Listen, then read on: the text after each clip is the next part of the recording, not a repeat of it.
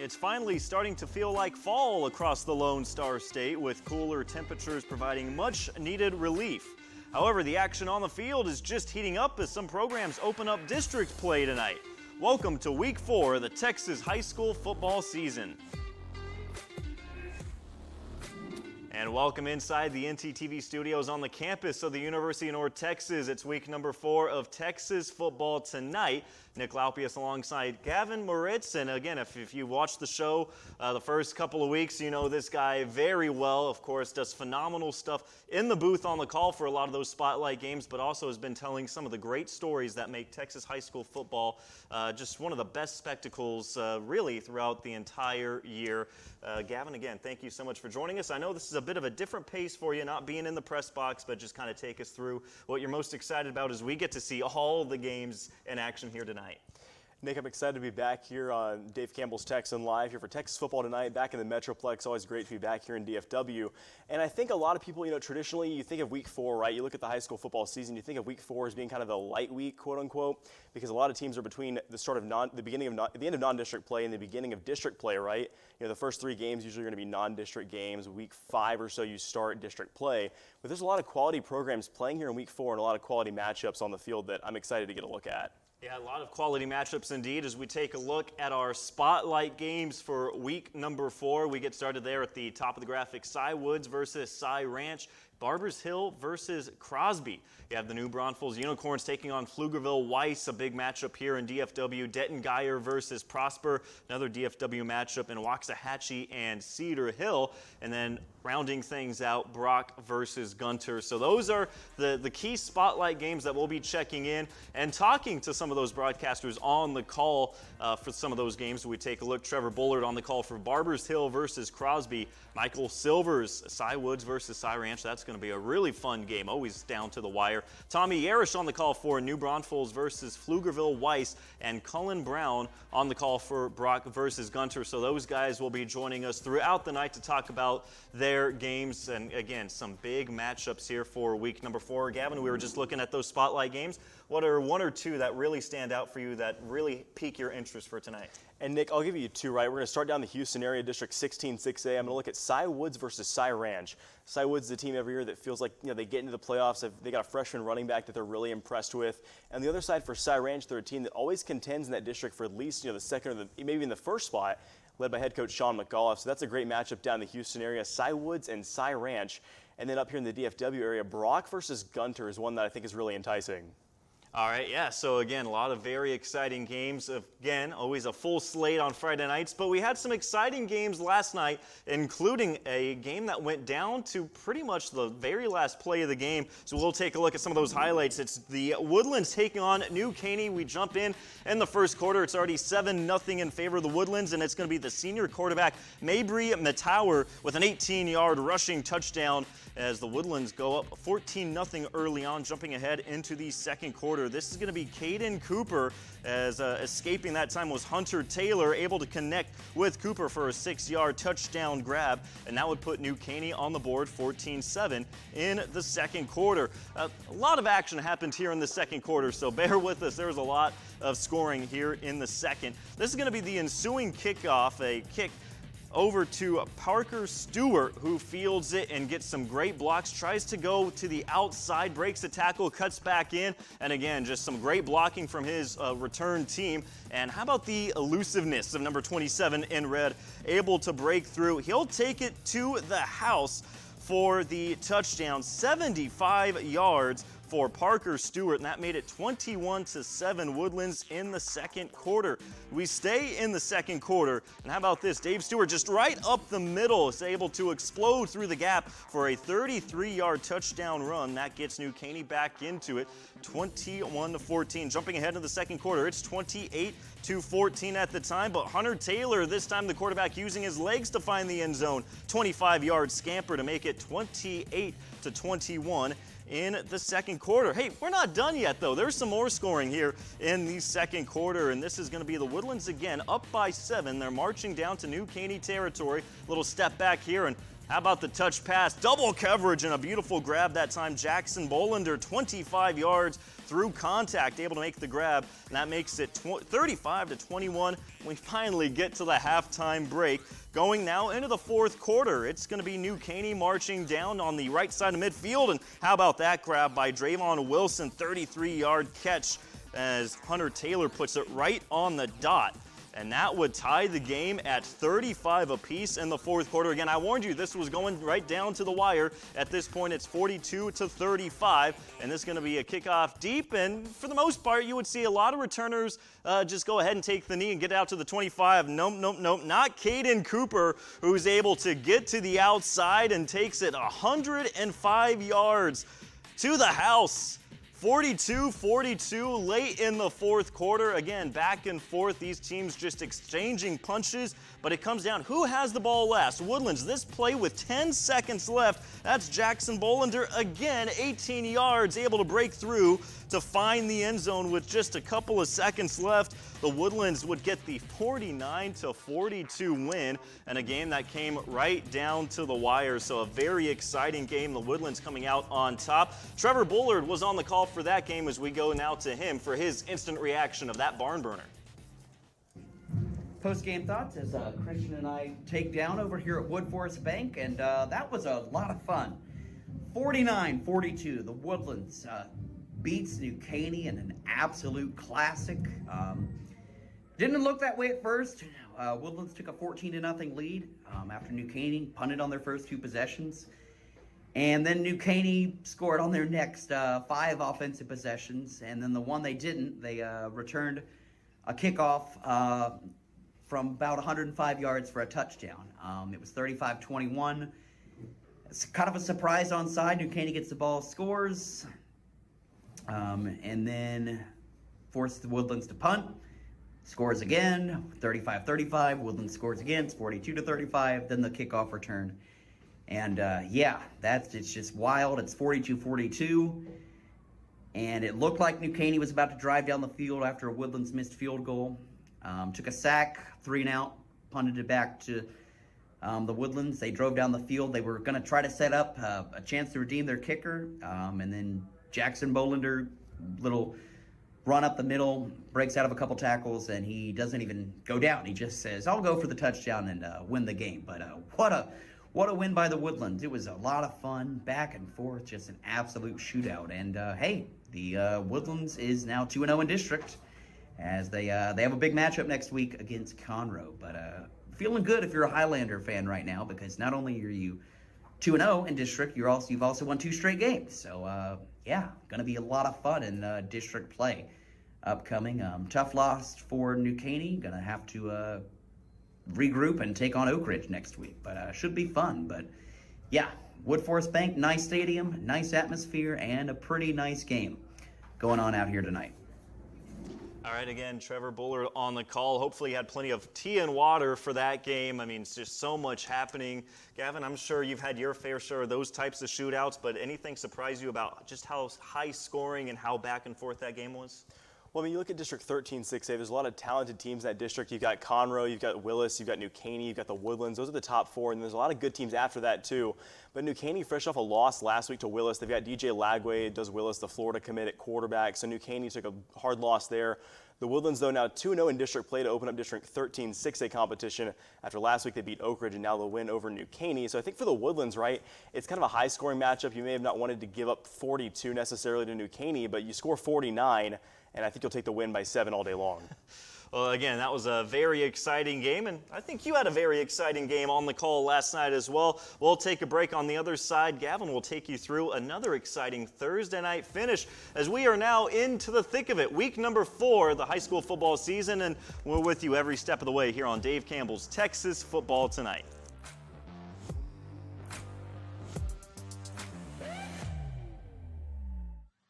There's only one state in the nation with 13 Division I FBS programs, and there's only one podcast that talks about every single one of them. Introducing the Dave Campbell's Republic of Football podcast, the most complete coverage of the Lone Star State. Join host Ishmael Johnson, Carter Yates, and Mallory Hartley live on YouTube, Twitter, and Facebook on Wednesdays at 2 p.m. for the biggest news and weekly previews on all Texas FBS programs. Can't catch every college football game on Saturdays?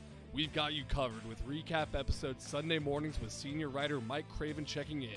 Subscribe everywhere you get your podcasts, including Spotify and Apple. Strap in with your host Ishmael Johnson, producer Mallory Hartley, senior writer Mike Craven, and college writer Carter Yates for a ride that'll last from now throughout the season.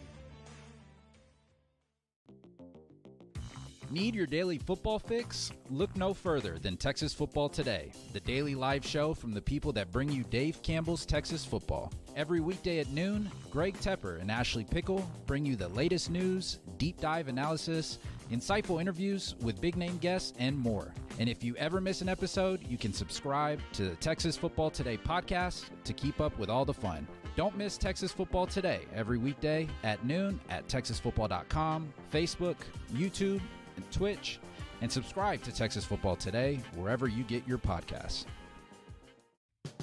Nobody covers Texas high school football like Tep and Step, the premium high school football podcast from Dave Campbell's Texas Football.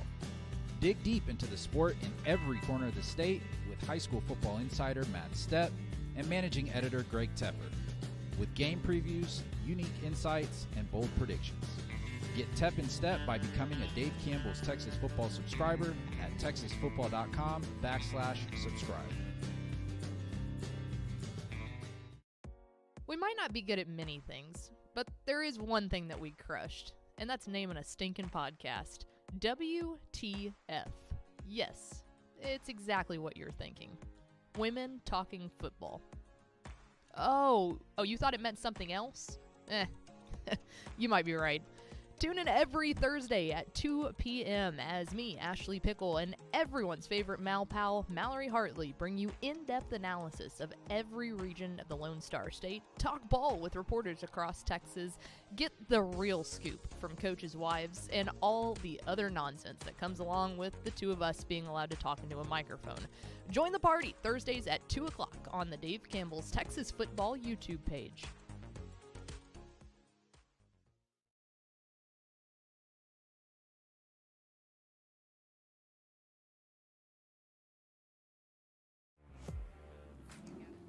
Everyone, welcome back into Dave Campbell's Texas Football Tonight here. Week 4 of the 2023 Texas High School football season. A lot of great matchups. It's week 4 for you guys, episode 4 for us. And last night we had a great one here in DFW.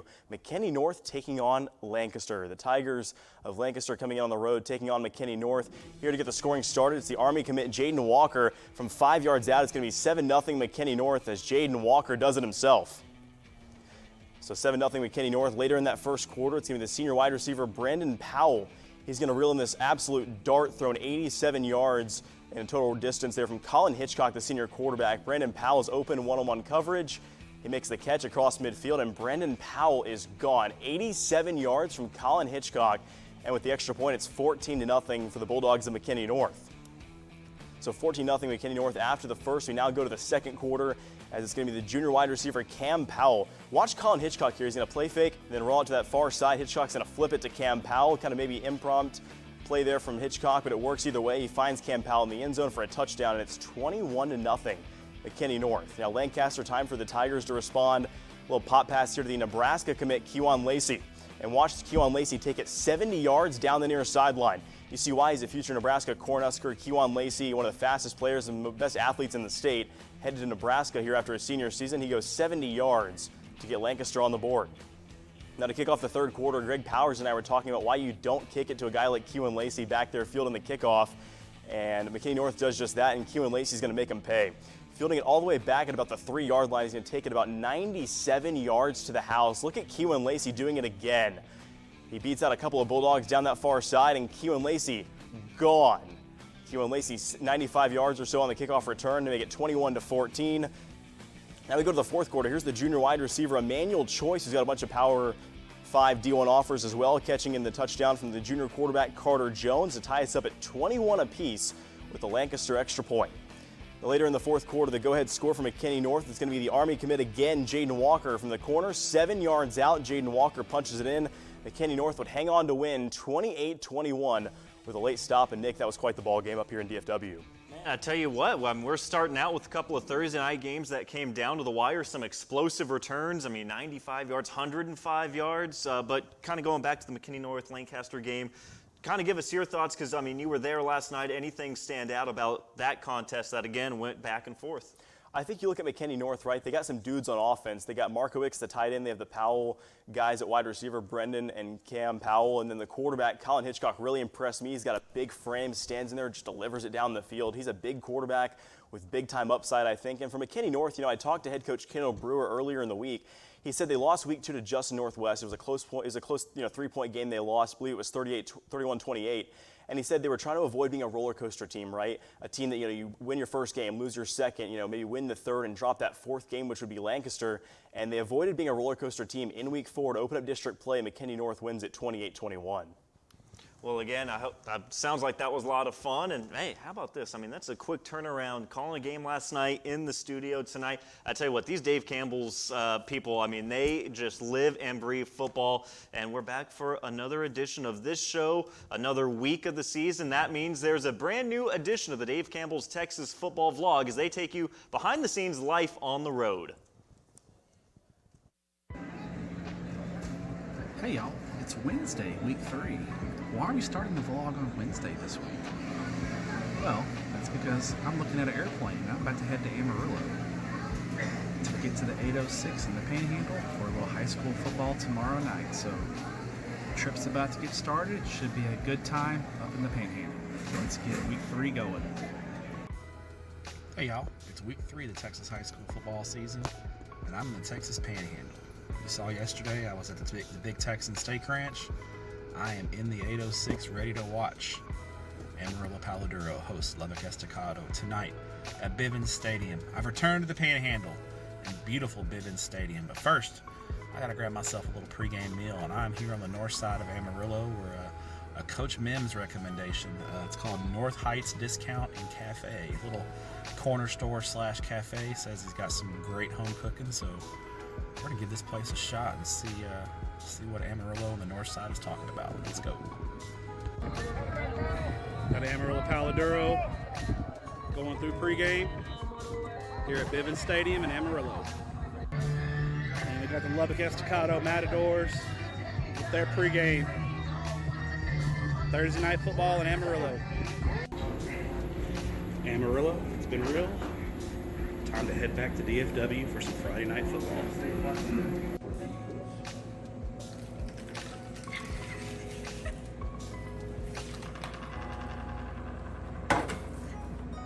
How are you feeling?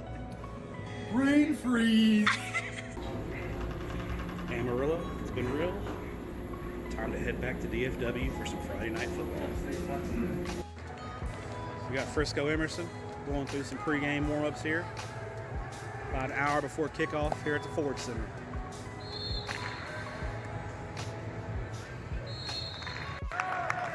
We got Frisco Panther Creek going through their pregame warm-ups here at the Ford Center.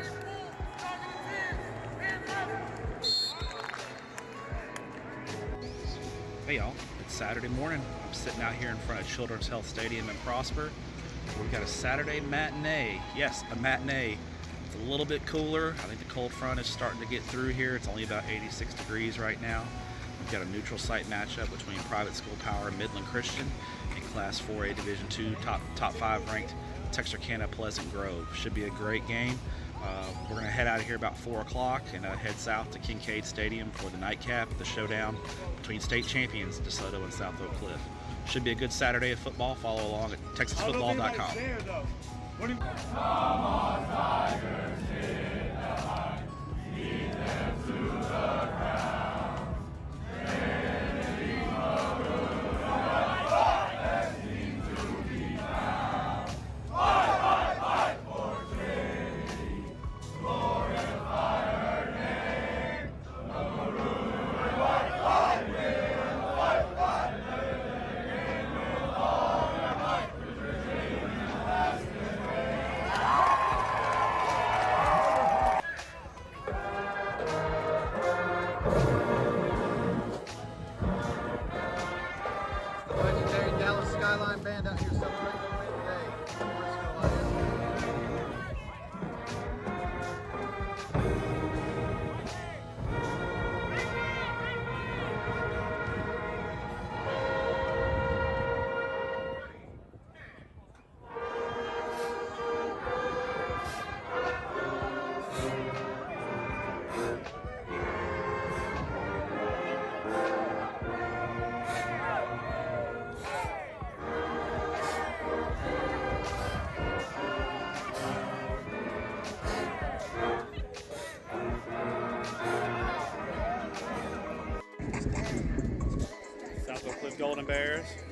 getting ready to start pregame warm-up to get ready for the game against DeSoto.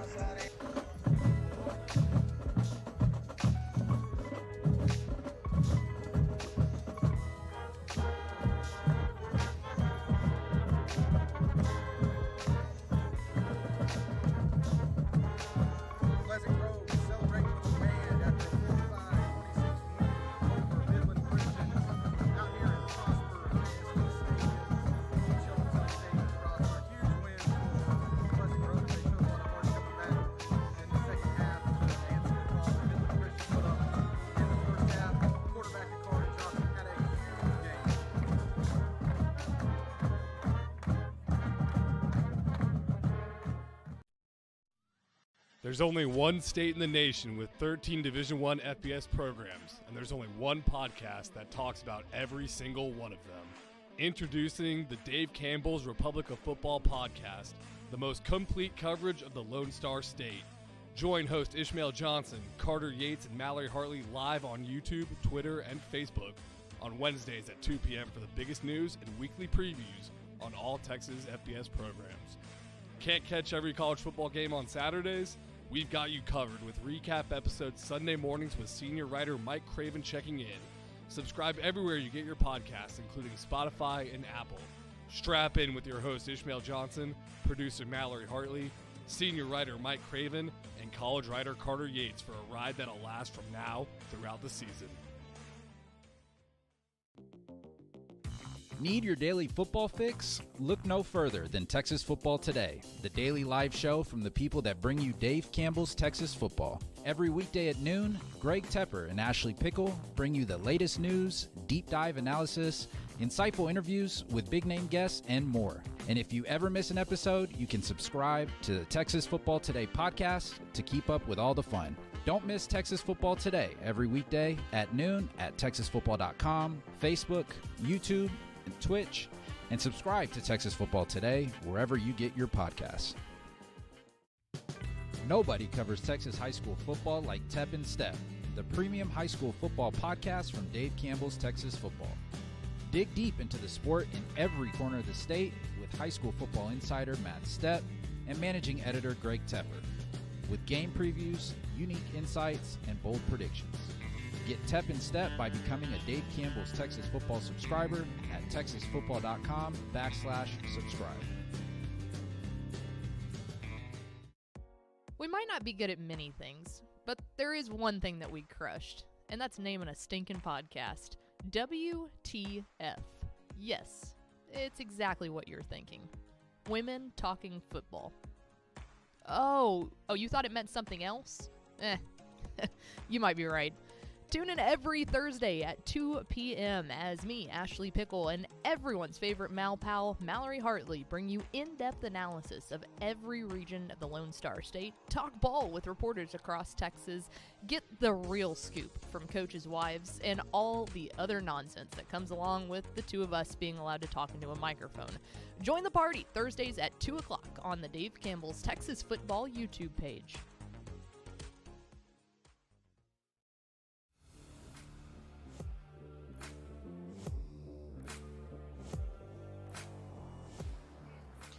Oh, man, Gavin, I mean, we could barely get through last night's exciting games before these games tonight already started getting very interesting as we take a look at some of these scores from some of our spotlight games.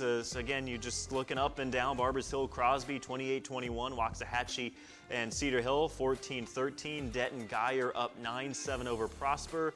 Brock and Gunner, that's a 7-0 Gunner lead. New Braunfels, 16-14 over Pflugerville Weiss. Cy Woods and Cy Ranch, that's a 14-7 lead for Cy Ranch at the moment. But let's take your attention back to that top left score. That's a pretty fun game so far between Crosby and Barber Hill. And this is a matchup that was played this time last year. That went down to the wire. Very exciting game as we take a look at the flashback of last year's matchup. Goal line, 3rd and goal here from inside the 1. Miles, quarterback sweep, up the gut, he goes up and over. Touchdown Crosby.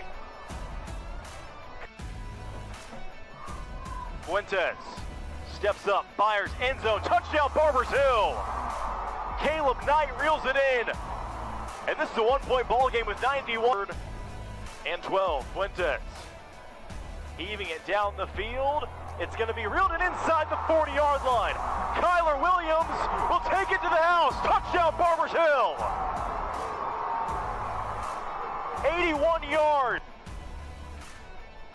Handoff, jet sweep, up the gut. Punching it in, touchdown, Crosby. Miles pumps, fires wide open, touchdown, Crosby. Trying to fire it away. It's off the hands of the Crosby defender at the defensive line. Fuentes, quarterback draw, up the gut, touchdown, Barbers Hill. First play in overtime, Fuentes pumps, firing, end zone, wide open, touchdown, Barbers Hill. Wide open was Caleb Knight, his second touchdown of the evening. Try to win it if they can score and go for 2. Miles, up the gut, Kyron Miles inside the 10, Miles into the end zone, touchdown Crosby. One play to touchdown in the coup. Kyron Miles and company, man in motion. Miles, keeper, up the gut, he's stuffed, and Barbers Hill wins the ball game. Game over.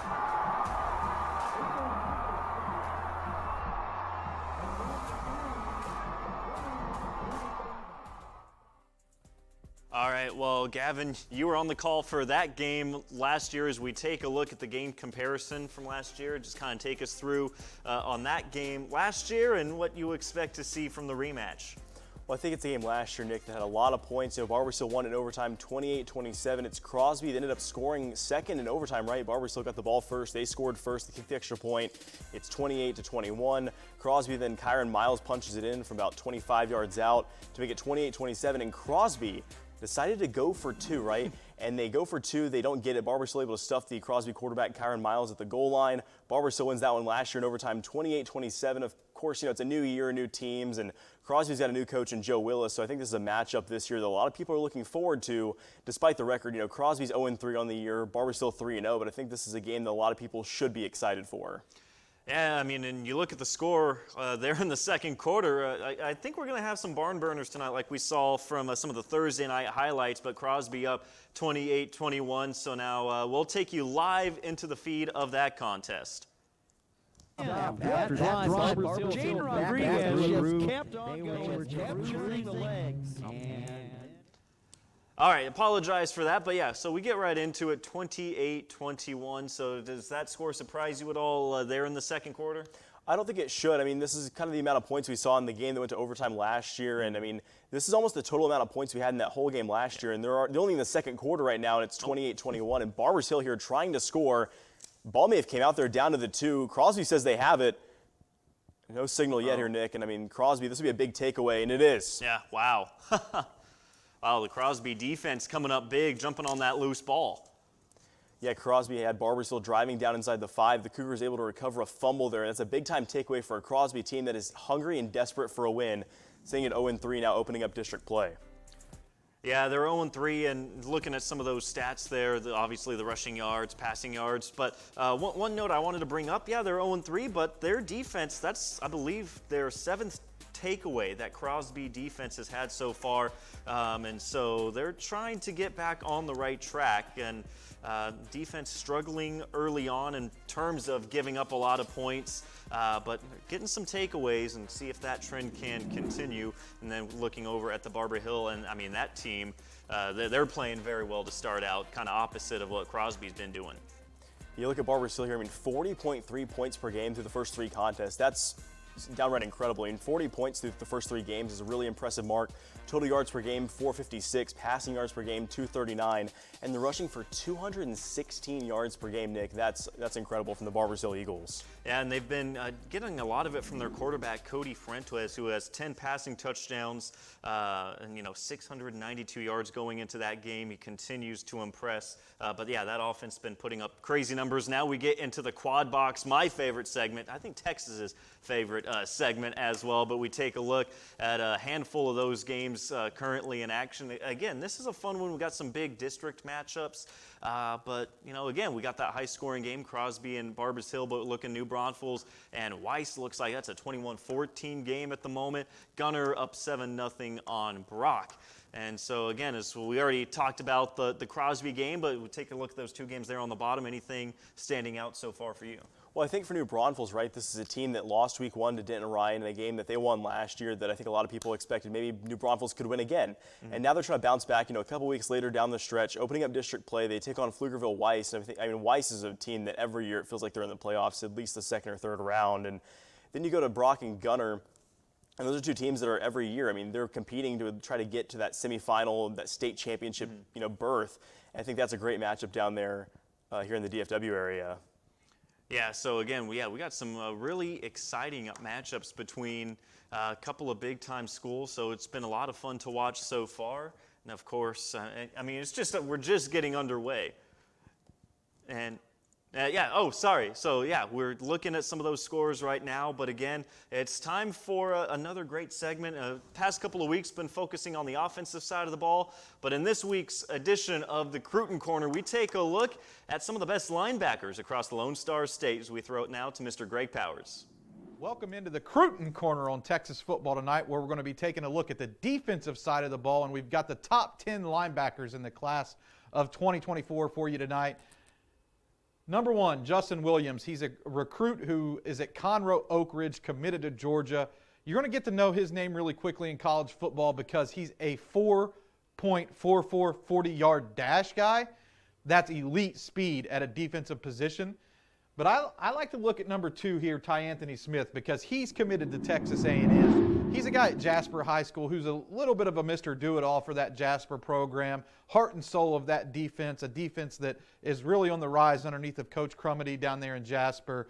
Ty Anthony Smith is very quick to the football. He's a sure tackler and a highly intelligent linebacker prospect who brings a little bit of everything to the table. He's already made his college commitment, and he's going to be playing in College Station for Jimbo Fisher at Texas A&M, and I think his style of play fits in really well with an SEC defense. He's a guy who's continuing to grow and change himself into an elite level talent too, so I like his raw upside and general overall upside as a defender who could continue to climb up this list. He's already pretty high at number 2 in the state. At number 3, we're going to take a closer look at Lovejoy inside linebacker Peyton Pierce. Peyton missed a lot of his junior season due to a hamstring injury, but he's back on the field this year as a senior, and he is kind of a guy that you can say is the heart and soul of the Lovejoy defense. They really missed his presence last year.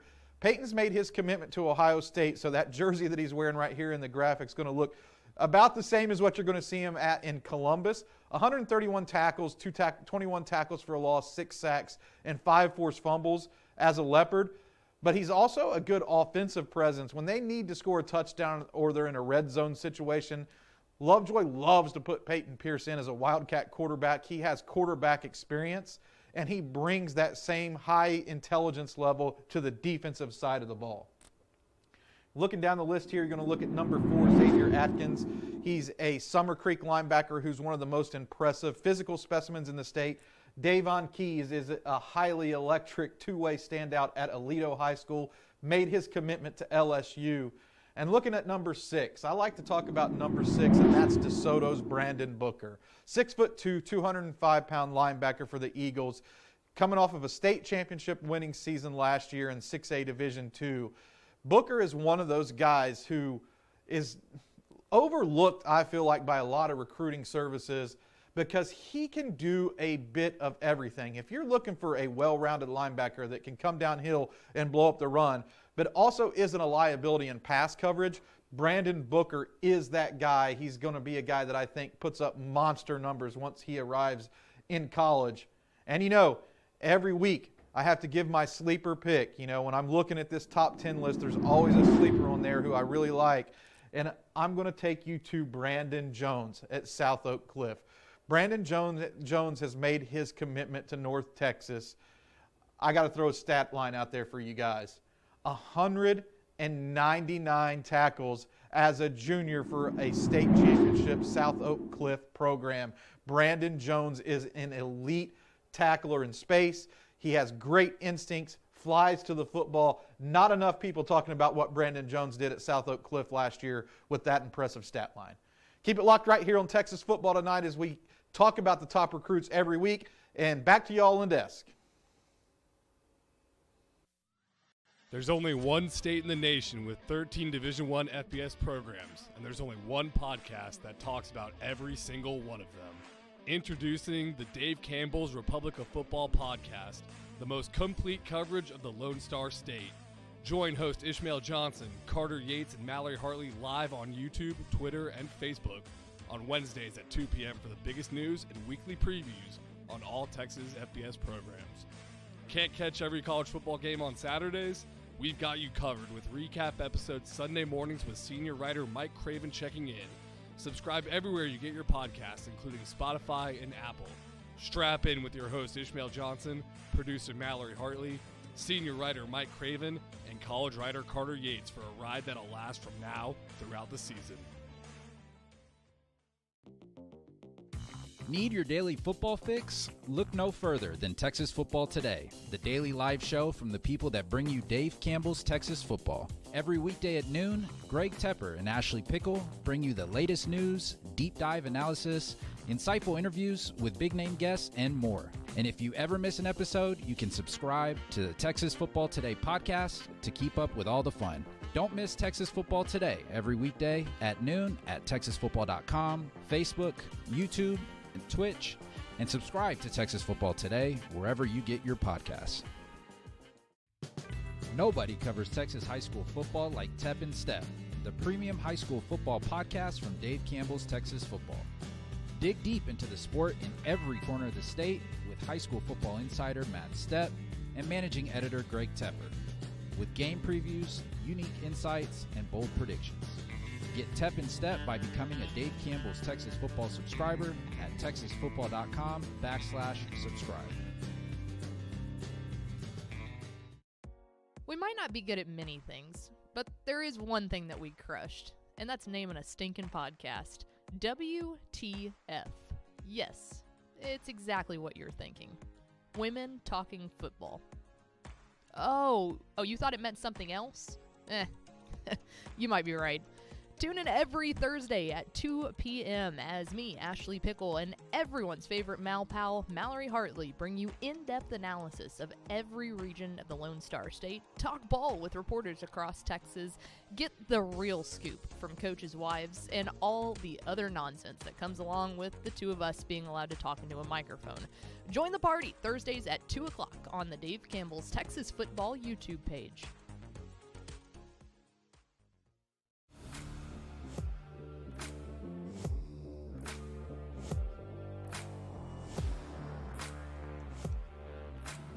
Welcome back to Dave Campbell's Texas Football Tonight. Well, we got highlights rolling in as all these games are in full swing. Let's take a look. Duncanville taking on Lake Ridge tonight in their Week 4 matchup. And Duncanville gets started early, and the scoring comes often. This is going to be the quarterback, Keelan Russell, scrambling away from traffic. And how about this? 67 yards, able to connect with Zach Turner, the tight end. 67-yard touchdown to put the Panthers up 7-0. We stay in the first quarter. This is going to be a designed run for Caden Durham, who takes it up the middle, 17 yards for a touchdown, 14-0. But Duncanville continues to pile on. It's going to be another run for Caden Durham as he takes it over to the outside, able to get there, outstretches everyone. Is it in? It's close. Right there, it does end up resulting in a touchdown on the very next snap, 21-0 Duncanville. And how about this? It's Russell connecting with more, and that is going to be 66 yards on the catch and run, 28-0 Duncanville. And let's give some love to the defense as well. There's a couple of big guys jumping in behind the play, a tackle for loss, and as of right now, it's all Duncanville, 28-0 over Lake Ridge. So again, Duncanville and the Panthers kind of cruising early on in that contest, but again, we got some big games. One of the games are spotlight games, Cy Ranch and Cy Woods. That one is currently being played. These two teams played again last year. We'll take a look at the flashback in just a little bit, but we want to take you out to the game right now at the moment, as we'll take you into the stadium with the broadcasters on the call. You're going to have like a dime package of 6 defensive backs the rest of the game. Wayne Shanks on first down, finds a big hole on the cutback, and off he goes. 68 yards, no flags. And that's touchdown number 2 for Shanks.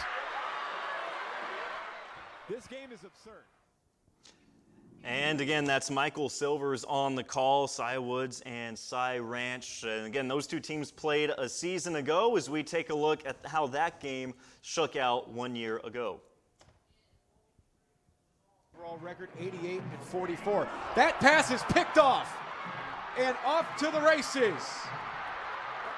Ashton Porter will take it to the house. Touchdown Mustangs. Well, you said everyone knows who he is. If they didn't, they know now. On the pitch out, it's West. To the pylon, he's in. Touchdown, Cy Woods.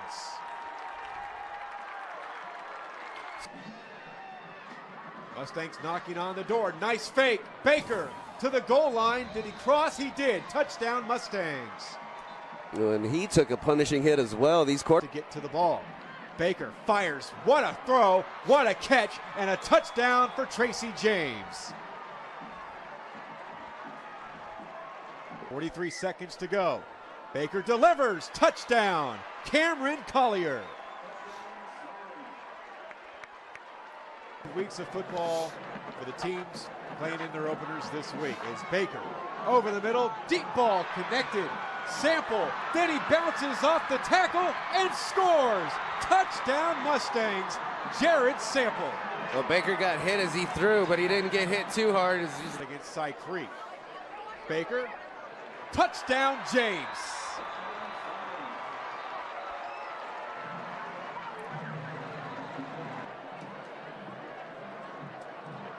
Cosset looking to throw, fires to the end zone, and it's caught for the touchdown. Third and 4, third and goal, a little pitch out. West charges into the end zone, reaches for the pylon as well, and gets the touchdown for the Wildcats. Well, the Mustangs looking for back-to-back wins against the Wildcats. We take a look at that score from a year ago. And Gavin, just again, your kind of thoughts on how that game shook out a season ago. I mean, this is a Cypress Ranch team, right, that they put up 49 points in this game last year. And I talked earlier in the week with head coach Sean McGolf, and he said this is kind of a widespread offense. They're in and out of tempo. They run the standard, gap zone counter scheme. They take the occasional vertical shots, right? This is an offense that knows how to do a little bit of everything. They have Owen Cossett, the junior quarterback, leading the way. Braden Baker, the backup quarterback, gets some freshman playing time there for the 9th grader. His older brother, Blake Baker, was the quarterback last year, went to Louisiana Tech, so now the younger Baker brother is in the quarterback room for Cy Ranch. And, of course, they have Tracy James, the senior back at wide receiver. And again, they're ahead, as you saw just a second ago, 35-21, Cy Ranch over Cy Woods. So again, they're looking for back-to-back wins against the Wildcats. As again, we got the games rocking and rolling. We got some good ones going so far. Just anything kind of surprising you at the moment? I mean, I think Cy Ranch and Cy Woods is a little surprising. The fact that Cy Ranch is up here a couple of touchdowns. I mean, just because Cy Woods and Cy Ranch every year feels like it's such a close matchup, it's such a close district in general. Every year it feels like there's 4 or 5 teams competing for those playoff spots. And look at this. Oh, it's going to be an interception returned all the way back. So, again, this is a pretty fun game as well. Cedar Hill and Waxahachie. Is Waxahachie able to get the pick 6 right there? Yeah, how about the Waxahachie Indians? I mean, getting a pick 6 there to run it back over Cedar Hill, and that's a good touchdown there for the Indians to kind of get back in that game and to retake the lead.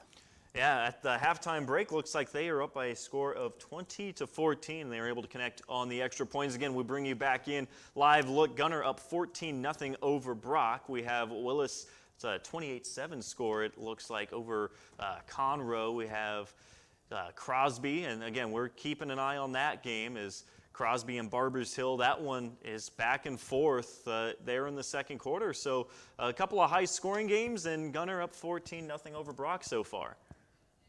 Yeah, and you look at the quad box here, which I think is everyone's favorite feature, right? I want to look at the bottom left corner and look at Willis over Conroe right now. It's 28-7. I mean, Willis quarterback DJ Derek Lagway, I mean, he's a Florida commit. He's one of the top dual-threat quarterbacks, not only in the state but in the country, and he's been on an absolute tear through the first 4 weeks of the season. I believe in that first game of the season, he scored 8 touchdowns, I think 7 in the first half, and I mean, he's just been incredible. Look at this. Yeah, so we'll take you right into the call, Willis and Conroe.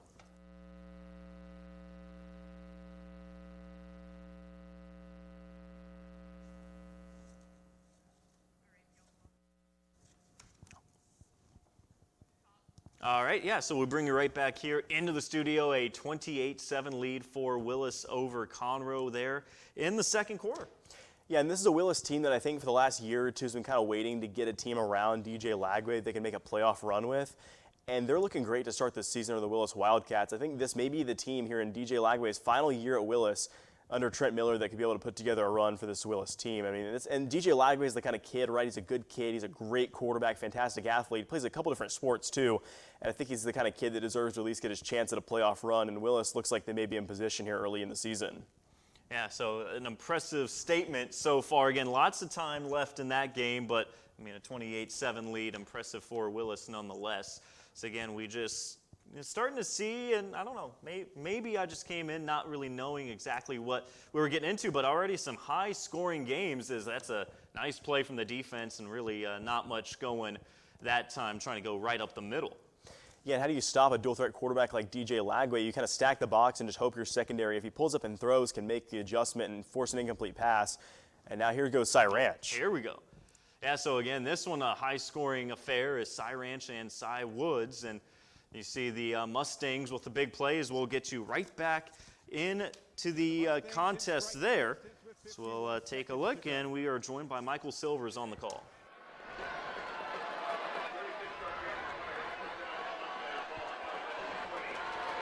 Cossack to throw again, and he's able to fit that one into Littlefield. Oh, they rule it incomplete. Stops the clock with 35 seconds. It'll be second down and 10. The Mustangs will get the ball to start the third quarter. And should mention, this is Cy Woods' homecoming. I don't know if I've ever seen a visiting team celebrate their homecoming. Well, we're all in the same stadium.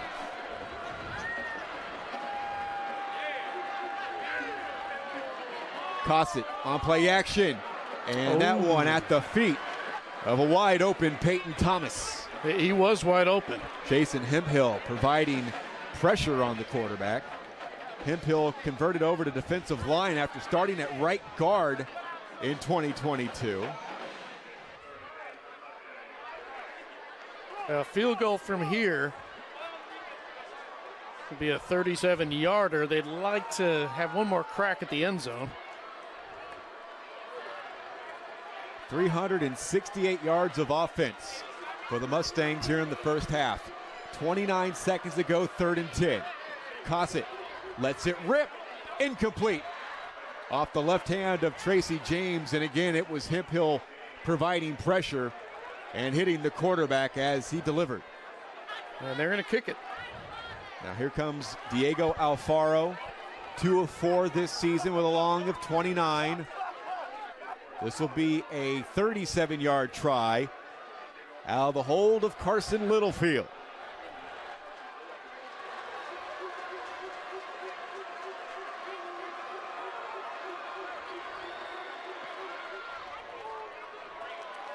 And he nails it. All right, so Cy Ranch building on their lead right before the halftime break as the Mustangs building on their lead. As we'll take a look now, we'll go to 4A matchup, Wimberley versus Fredericksburg. And this one has been a little bit one-sided as we jump into the first quarter, a 7-0 Wimberley lead. And this is going to be Cody Stover over top of the defense, able to connect with Noah Birdsong, who has a few steps on the defender, takes it in for the touchdown grab. Still in the first quarter, it's 21-3. And how about this? What did that bounce off of? A crazy bounce, and Kyan McAfee able to get the pigskin, and he takes it all the way back. So we've already seen a few pick sixes tonight. That time it's Kyan McAfee with the touchdown on the defensive end. 28-3 in the second quarter, and it's going to be Stover again with the Stover to Birdsong connection. That's the second time those two have connected for the back of the end zone, and at that time it is a 42-7 lead for Wimberley. And here in the first quarter, we got Silsby taking on Brazosport. Here's Brazosport trying to get on the board first. It's going to be a dump off from Cameron Hinton here to his running back, who does the rest inside the 5, and it's a touchdown for Brazosport to get this scoring started on the road against a very highly ranked and tough Silsby team. here on that first drive for Brazosport. Next up, Brazosport with the ball back. They're up 7-0, and Silsbee, they managed to come up here with a big defensive play. I know you talk about Silsbee, you talk about Draylen Miller on the offensive end for the Silsbee Tigers, but that defense can make some noise as well. Here as Silsbee's going to come up with a big pick six as Jamarian Elam is going to pick the ball and he's going to jog into the end zone to make it 7-7. As here you see Cameron Hinton flush to the near side, gets out of a sack, and the ball's picked off by Jamarian Elam again, who does the rest, and Silsbee on the defensive end making some noise.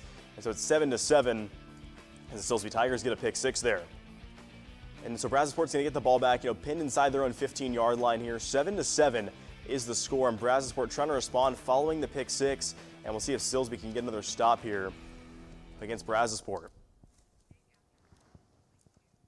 And so you talk about Silsbee again, the offense of Draylen Miller and that entire offensive unit. They make so much firepower for the Silsbee Tigers down in Southeast Texas. And now here's Jonah Brown picking off Hinton again. The ball kind of lofted up there, and coming in to make the pick, Jonah Brown. And Brown to that far side is going to make it all the way down to about the 5-yard line. So back-to-back picks for Silsbee during that first quarter. And so up next, here's going to be Kibble's going to take it in for a play later after that interception by Jonah Brown, as Silsbee's going to capitalize on the pick to score and to make it 14-7 Silsbee Tigers. Well, that one's a very exciting game. We've got another close matchup right here in the DFW area. Denton, Guyer, and Prosper. Again, those teams kicking off district play. As now we bring in the guy on the call, Thomas Lee, calling that game right now from Prosper, Texas. And again, Thomas, thank you so much for joining us. That's a very tight defensive struggle so far. What have you seen from Denton, Guyer? Again, we've kept up with them the last couple of weeks. How are they doing on the road so far? It's another great ball game. We're really excited to be here. Pete Nielsen's along with me, and it's a tale of two quarters almost. Not only, first of all, for the offenses, because all of our points were scored by about the 5-second mark into the second quarter, but also the way that the game started. Guyer took the opening kickoff, drove right down, chose to go field goal. I think part of that was Coach Heim decided we're going to onside kick. They recover it, drive down, punch it a touchdown. PAT was blocked by Prosper. And that might have been part of kind of the turnaround for the Eagles, Peter, because at that point, things started finally going the Eagles' way, and they were able to make some hay and finally get a touchdown on the board. That first possession, second quarter, they marched right down the field. And it was the quarterback, Nathan Denbarge, who hit Beasley wide open in the end zone for a touchdown. And, just like that, it's 9-7, but that's where we are at halftime, 9-7, as Thomas said. The defenses are really taking over this one. Ask a little bit, you touched on it just a second there, but the quarterback for Prosper, Nathan Tenbridge, 6 touchdown passes on the year and 5 rushing touchdowns. What have you seen from the Guyer defense to really stifle that dual threat quarterback? Again, sounds like he hasn't been able to do a whole lot in open space. It's tough. Early on, things were happening because of that great Prosper offensive line. And then it seemed like all of a sudden the big names from the Guyer defense that you expect to stand up all of a sudden made themselves accountable. I even made the comment to Pete. I'm like, boy, we haven't called Olani Pakun's name. We haven't called Okunu's name, the big 2 defensive linemen for Guyer. Vincent Burke hadn't mentioned his name at all. Then all of a sudden, those 3 guys combined for about the next 3 defensive plays.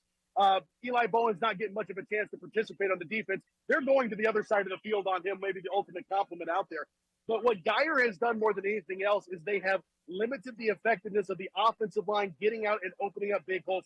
The 1 touchdown drive that Prosper had, huge chunk plays, particularly on the ground, and they rode that momentum in a 4-play drive, I think it was, all the way into the end zone. Yeah, the Guyer offense is doing an outstanding job of keeping the Prosper offense off the field.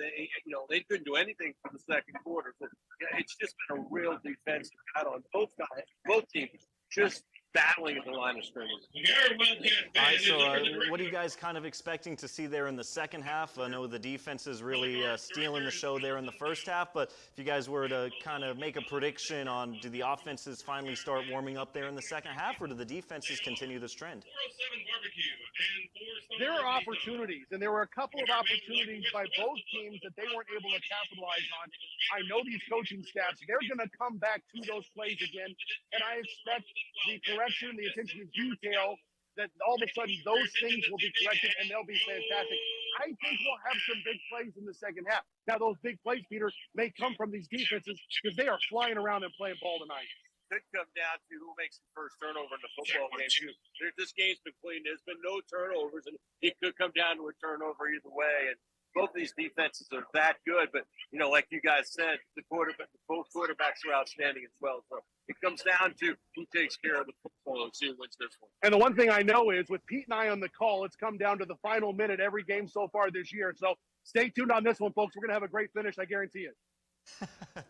All right, and then one last one before we let you go, but I always am fascinated by the great facilities throughout the state of Texas. I mean, how about that one there in Prosper? Looks like they got you guys a pretty good seat out there. It's funny. Most of the time, it's too hot, and I'm too old to want to sit outside like I used to when I was young. When I was growing up as a broadcaster, I was under Craig Way, and there's nowhere Craig liked to work in Austin for a high school game other than on the roof of Hyde Park, just on the outskirts of downtown Austin. And so I kind of had this in my blood. When they offered us different locations, I'm like, no. It's going to be 80 degrees. I want to be outside. I want to feel the roar of the crowd. It's electric. The fans have shown up in droves to support their hometown Eagles here tonight. It's really had a great electric buzz to what has been a budding rivalry between these two teams. It keeps coming down. They played 3 times in district in the last 3 years. They played twice in the state quarterfinal round. Luckily, last year, one went Division I in Prosper, one went Division II in Guyer, and they both made it so far in losing to the eventual state champions in DeSoto and Duncanville, respectively. But it's really interesting to be here, to be outside this beautiful facility. I think it was $53 million that it cost taxpayers or whoever fit the bill on this thing to send up. Worth every penny. The administration here is second to none. They've done a great job of getting us a great seat for what is a great ball game here tonight. All right, Thomas Lee and Pete Nielsen, thank you again so much for taking some time out of your halftime break to chat with us. Enjoy the second half. That is going to be a really fun second half as it's a defensive struggle so far. But again, that's one of our spotlight games, and they were talking about a budding rivalry here in the DFW area. And let's take a look at those district standings. Again, they're opening up district play. Denton, Guyer, and Prosper, both with a 2-1 record. So both these teams looking to get off to a good start. Yeah, and you talk about Denton Guyer, right? The last couple of years, you talked about the offense. You talked about Jackson Arnold, the Oklahoma Sooners quarterback now. I mean, you talk about Denton Guyer, you talk about the offense, but Reed Heim, the head coach of Denton Guyer, used to be the defensive coordinator. People forget that. And now he's going to pride this Denton Guyer team on the defense. I think it's something they've shown tonight here so far against Prosper. Yeah, and again, both quarterbacks kind of stifled so far. Not a whole lot going for Nathan Tenbarge on the Prosper side or Logan McLaughlin over on the Denton Guyer side. So both defenses off to a very good start. As again, we got some more games going. We have Crosby and Barbers Hill. Again, this one we'll be checking in all night long. That is a 28-28 deadlock, but Crosby threatening, and they make the catch. What a grab there on the side of the end zone. That's a perfectly placed throw, and looks like Crosby has retaken the lead. You have Gunner and Brock. That one, a 21-0 lead for Gunner. But again, going back to the Crosby Barbers Hill, I mean, that's an impressive grab there on the on the side of the end zone. But we'll take you right into Gunner and Brock. Cullen Brown on the call. We're going to keep it here during the break. Ball's going to start roughly around the 28-yard line. Got my markings mixed up for a second.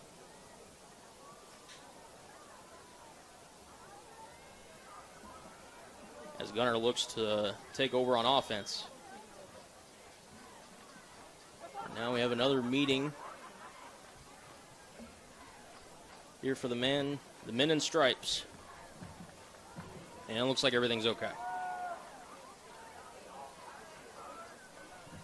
Overman is in at quarterback. Brock Bodie in at tailback. 3 wide receivers to his right. A little bit more of a spread option look here for the Tigers, but they give it to Bodie straight up the middle. He's going to be brought down for a gain of about 3. So that was number 54, Hunter Fay, in on the tackle. 2nd and 7 for the Tigers. Overman sends a man in motion, keeps it himself, takes it up the middle, and Walker Overman's got room. 40, 35, 30, 25, 20, 15, 10, 5, touchdown. Walker Overman's 3rd touchdown, 2nd rushing, leads to a huge score for the Tigers as they are pouring it on in this one. Walker Overman, have yourself a night. What a play by the senior quarterback. Preston Tarpley All right, will so you be on see and take Gunner up what should be 28-0 so far. Gunner in control of the Brock Eagles. Again, that one surprises me a little bit, but I want to get your thoughts on that before we jump ahead. Right. I mean, those are two teams, right, that seem to be every single year in the thick of the playoff mix, trying to get to state, trying to get to at least the semifinals. Brock and Gunner every year. I mean, just two teams that are, like I said, in the mix. And, I mean, you expect Brock to be there at the end of the year. You expect Gunner to be there at the end of the year. And I think that score should honestly surprise a lot of people. I know if you're a Gunner fan, you're not really going to be that surprised. You have confidence in your team. But 28-0 is a surprising score to me for two contending teams playing against one another. All right, so again, that one is a 28-0 lead for Gunner, but we got another game in action, another one of our spotlight games. We have Tommy Yarish on the call, Pflugerville Weiss and New Braunfels. And Tommy, thank you so much for joining us. Just kind of take us through early on your impressions of that first half. Yeah, big first half for Pflugerville Weiss in this one, up to a 28-16 point lead against the visiting New Braunfels Unicorns. And really the nail in the coffin so far in this first half for New Braunfels has been turnovers. 2 fumbles here in this first half that has allowed Weiss to get the ball back and get this high-powered offense going. We've seen Jacques Bradley Demps get open for a touchdown, a really speedy guy that this Weiss staff really likes. They brought in the North Texas commit. And then in the running back game, Braden Woolley took off for a 61-yard touchdown. Turnover is really the difference maker so far. This Weiss defense coming out +1, as Jax Brown threw his second interception of the season early in this one. New Braunfels still very much in it, but they definitely need to take some more control offensively and get some of these drives going a little bit longer down the field. And Tommy, one thing I was going to ask you, New Braunfels, I mean, they lost that week 1 game to Denton Ryan, a game that the Unicorns feel like they probably should have won, and now trying to get some confidence back here over the next couple of weeks. Now in week 4, what is it going to take for the Unicorns tonight to get that confidence back? Yeah, good question, Gavin. I think definitely it's going to need at least one more turnover caused here in this second half. Turnovers are going to win you a ball game. Weiss comes out in the second half with the ball, so a quick 3-and-out defensively would really boost this New Braunfels team. Leighton Adams, the senior quarterback, has been moving the ball around the field very well. This offense has looked good. But those 2 fumbles really have come to bite them in the back so far, and they just really need to get it into their hands of their playmakers so that you can get something cooking offensively and try to avoid those turnovers here in the second half. All right, well, really, what's impressed you most so far? Just kind of go a little more in depth on this the Pflugerville Weiss offense. It looks like they've been rolling. Yeah, this Weiss offense is one that at the start of the season really just on paper looked really good, and so far through the first 3.5 games, I guess now, have looked as advertised. Adrian Wilson obviously is going to take your eye, the 4-star wide receiver committed to Oregon. I'll tell you, Dan Lanning has a lot to smile about when he looks in his 2025 wide receiver here. Really speedy guy who's great in the route run game, can go up and make the contested catch. Haven't seen too much of him here in this game tonight. They've looked his way, especially deep.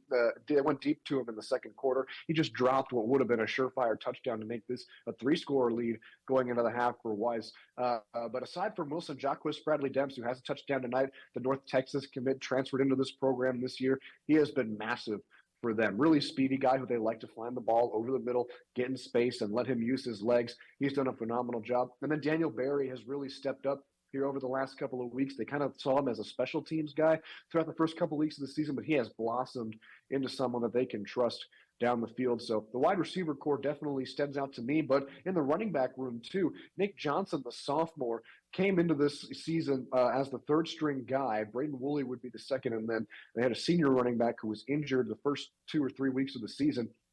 And Johnson now, as a sophomore, is the leading rusher in his first year of varsity football. He's been very impressive through the first 3.5 games. Braden Woolley is their speed guy that they like to get out into the flat, throw some screen passes to, and let him work. And you saw him take off on the outside for that 61-yard touchdown earlier in this first half. So really just an all-around good offense, and the center point of it all at quarterback, Jax Brown, as a junior, missed a lot of time during his sophomore season, and he's made up for it here in his junior campaign. Offers from Pitt and Arizona State at the moment. I can definitely see that list starting to grow as he continues to go along. 3 first-half touchdowns here in this one to come out to a 28-16 lead. And then lastly, don't want to take up too much of your halftime break, but were there any trends you saw there toward the end of the half that might go into the second half, or just kind of what are your thoughts going into that second half? Yeah, Weiss is going to come out in this second half and move the ball quickly. They've played with tempo all night long, and it's worked for them, especially in the start of the game, catching New Braunfels' defense off guard a little bit. So I definitely expect them to do that. And then for New Braunfels, they kind of found their touch a little bit in the running game towards the end of that first half. So I expect them to give the ball off to Tyree Johnson, their running back, to allow him to kind of continue to get some carries. Had a fumble towards the end of the second quarter that set up Weiss for a scoring drive, but I definitely think he's going to hold the ball a little bit tighter here in the second half. They try to get the run game established to try and find some rhythm on offense and end up back in the end zone to try and make this a close game. All right, Tommy Yarish out in Pflugerville, Texas. Again, thank you so much for joining us during the halftime break. So that game, as you have Pflugerville-Weiss, the offense is rolling.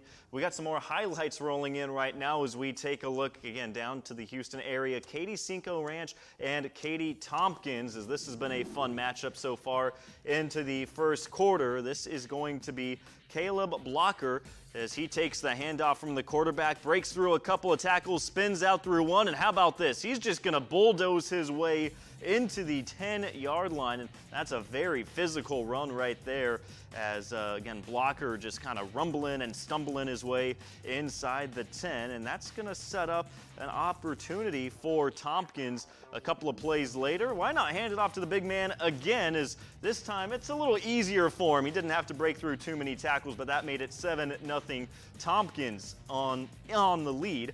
Going now into the second quarter, we'll take a look at the other side of things. This is going to be Hunter Boudreaux is going to get the opportunity on the punt return.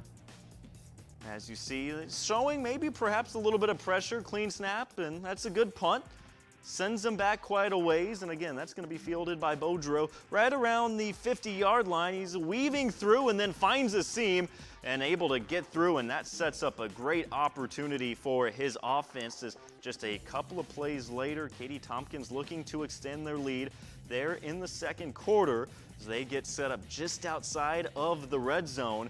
And this is going to be an opportunity for Caleb Blocker as, again, he squeezes through, and he didn't have to do as much breaking tackles as we saw there on that first highlight, but he gets through to extend the lead 14-0. And we jump ahead now. It's 21-0 in favor of Katy Tompkins. But don't wait, as that's Cinco Ranch, and that's going to be Equal Bales. Bails out the quarterback there as he mosses the defender to make it 21-7 in that contest. And now we go down to the Belton area. San Andreas Central taking on Belton. Here's going to be Alton McCallum taking the opening kickoff back for Belton, 91 yards to the house. Look at this. Alton McCallum. You hear the excitement there. Alton McCallum exciting the crowd down in Belton. He runs back the opening kickoff to put Belton up 7-0. We go back to the next couple drives later in the first quarter. Here's Dante Martinez going to stick the running back. He pressed up on the joystick like he's playing Madden. So it's now going to be 13-3 Belton. Now in the second quarter, San Angelo Central's Alex Lindsay going to beat the defensive back for a 24-yard touchdown, make it 13-10. The Belton lead now trimmed down to just 3 points. And now you're going to see here San Angelo Central. They're going to run the speed option to the near side. The QB is going to pitch the ball here out. It's going to be a loose football scooped up by Gianni Zecca, and it's going to be run back for a Belton touchdown. Gianni Zecca, right place, right time, scoops up the loose ball to make it 27-10 in favor of Belton. All right, so again, it's good to see a couple of those games going as now we have an opportunity as Brock trying to find the scoreboard, and that's a nice catch and run right there. And late in the second quarter is, again, that was all Gunner getting out to that 28-0 lead, and Brock able to get on the board. As that's a pretty nice catch and run rather for the touchdown to get Brock on the board before the halftime break. So now we'll go ahead and cut in, and we are going to be joined by Matt Stepp, who is on the or in the action. Anna and Salina, that game going on as we have Matt joining us now. Hello, Mr. Stepp, and it's great to have you back on the show. Just kind of take us through your thoughts on the first half thus far. Yeah, so really the story here has been Anna's sophomore quarterback, Ziondre Williams. 2 touchdown passes in the first half. Salina came out with a little bit of a junk defense early, only 2 and 3 down linemen trying to bring linebackers and defensive backs from different angles. And the sophomore quarterback, after going 3 and out of the first series, has really started to really get cooking, and Anna's offense has been great. Special teams has been a factor in this game. Anna blocked a Salina field goal, returned it for a touchdown. Salina returned the ensuing kickoff for a touchdown. So both teams have a special team score. And really the difference in the game has been the Anna offense piloted by sophomore quarterback Ziondre Williams. All right, what have you seen really from that Anna defense so far, limiting Salina's offense just to 9 points there in that first half? Well, really, and you think about it, Salina's touchdown was a special team score. So really, Anna's defense has only given up 3 points in the first half. And talking to Seth Parr pregame, he was very concerned about Salina's big and physical offensive line. Salina's put up 70 points 2 weeks ago. They put up 40-plus points last week. They're a high-powered, potent offense. And so Anna has really done a good job winning early downs and putting Salina in 3rd and long situations and forcing the Bobcats into obvious passing situations, which that's not their strength. Salina wants to, when they throw the ball, they want to throw and catch you off guard and hit the play action. And because they've been in 3rd and 7, 3rd and 9, 3rd and 8 a lot of this game, that they haven't had the element of surprise. And so Anna's athletic defensive backs have done a great job in coverage, but the key has been Anna winning 1st and 2nd down, stopping Salina's running game. And Matt, we won't take up too much more of your halftime break here, but you're in Salina, Mr. Stepp, the busiest man in Texas high school football. Tell me about that facility there at Salina. How nice is that stadium? It's a very nice facility. They've got a great stadium. It's a first-class facility. I'm actually the media area was full, so I'm actually hanging out with the Salina school board people, and they're taking good care of me. The internet's working good, and it's good football and a top 10 matchup in 4A Division I. So no complaints over here from me. They're taking good care of me, it's much appreciated. All right, it's good to hear they're taking great care of you. Matt Stepp, again, thank you so much for joining us. Enjoy that second half. And Gavin, I know, Matt Stepp, he's busy. You're pretty busy as well. I believe you had a very good conversation with the Cy Ranch head coach, Sean McGolf. We'll take a look at that after the break as you're watching Dave Campbell's Texas Football Tonight.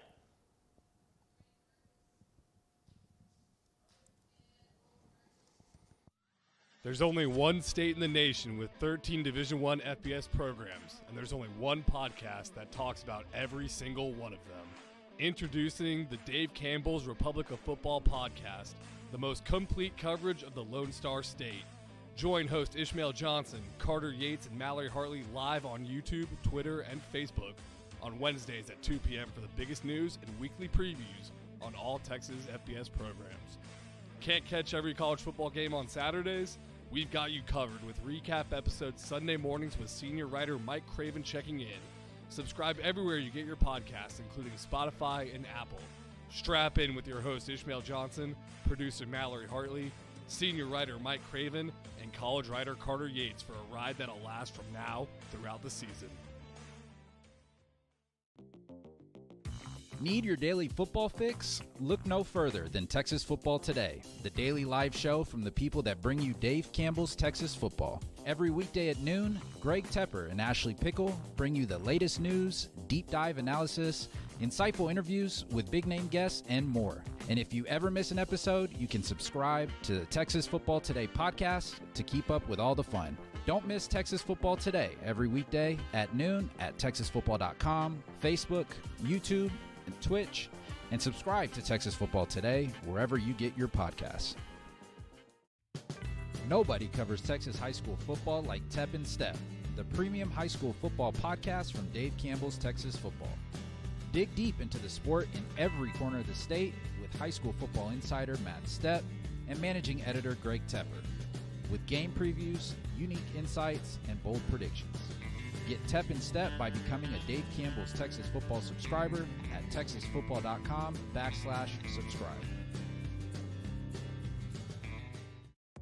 We might not be good at many things, but there is one thing that we crushed, and that's naming a stinking podcast. WTF. Yes, it's exactly what you're thinking. Women talking football. Oh, you thought it meant something else? You might be right. Tune in every Thursday at 2 p.m. as me, Ashley Pickle, and everyone's favorite Mal pal, Mallory Hartley, bring you in-depth analysis of every region of the Lone Star State, talk ball with reporters across Texas, get the real scoop from coaches' wives, and all the other nonsense that comes along with the two of us being allowed to talk into a microphone. Join the party Thursdays at 2 o'clock on the Dave Campbell's Texas Football YouTube page.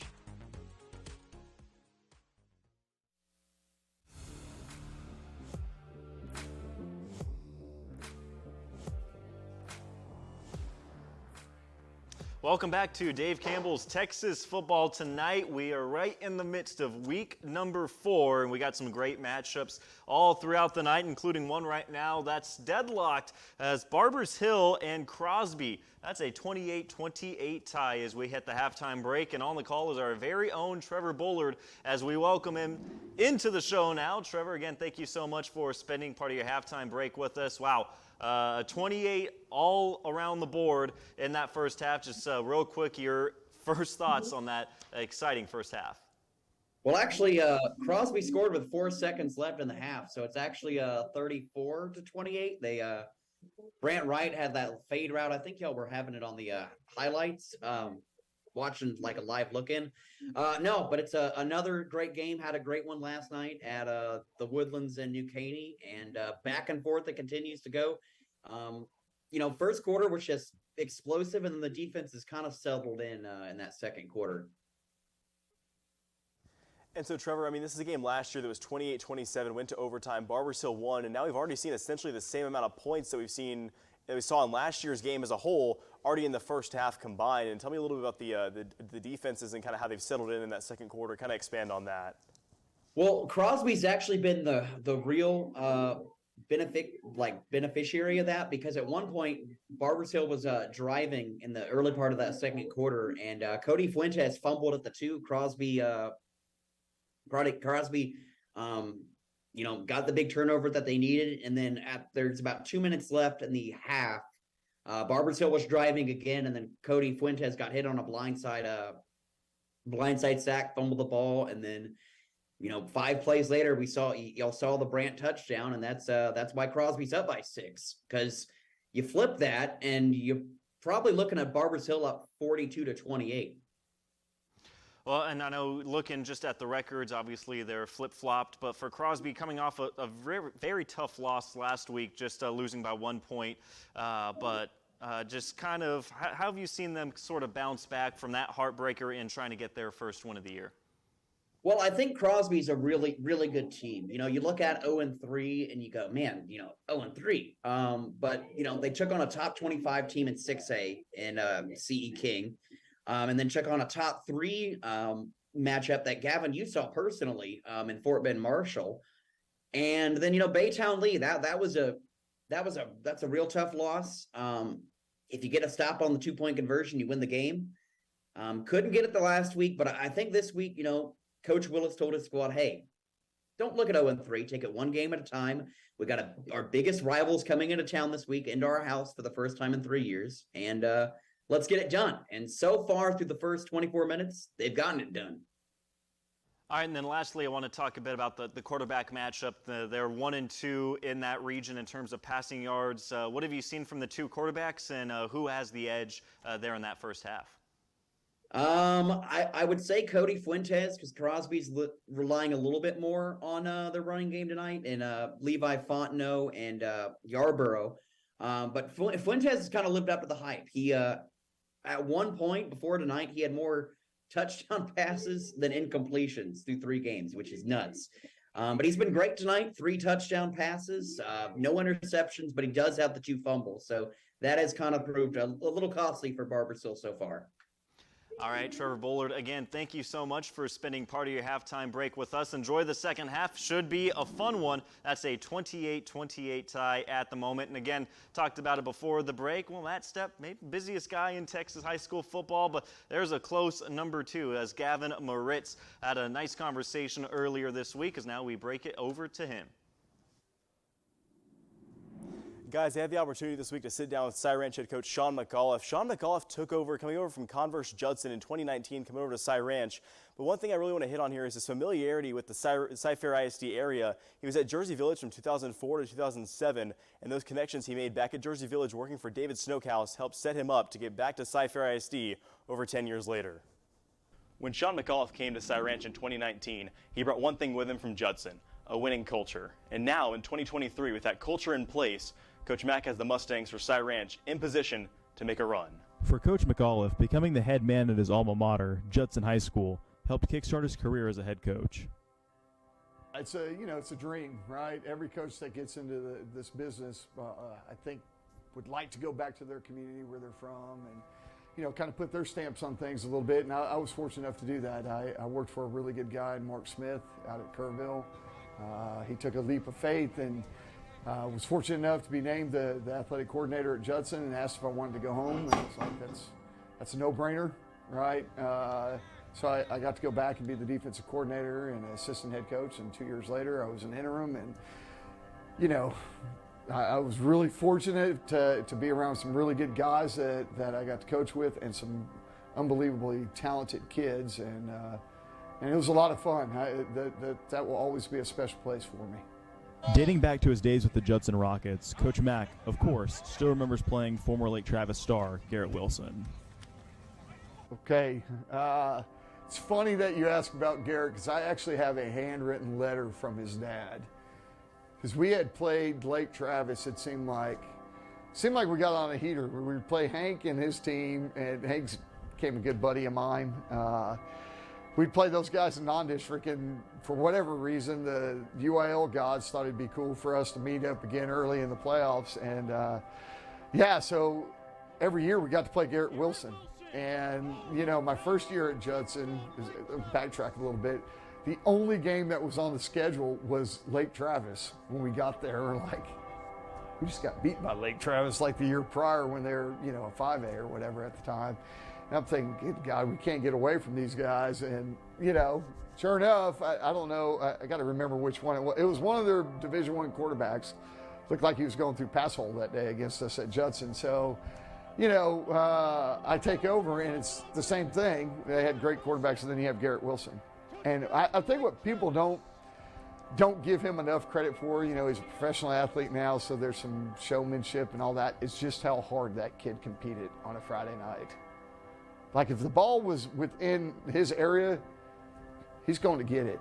If he had a block to spring somebody, he was going to do it. And, you tip your cap to guys that coach kids well and do things the right way. And I tip my cap to kids that play the game the right way. And, he'll go down as one of my all-time favorites that we were able to compete against.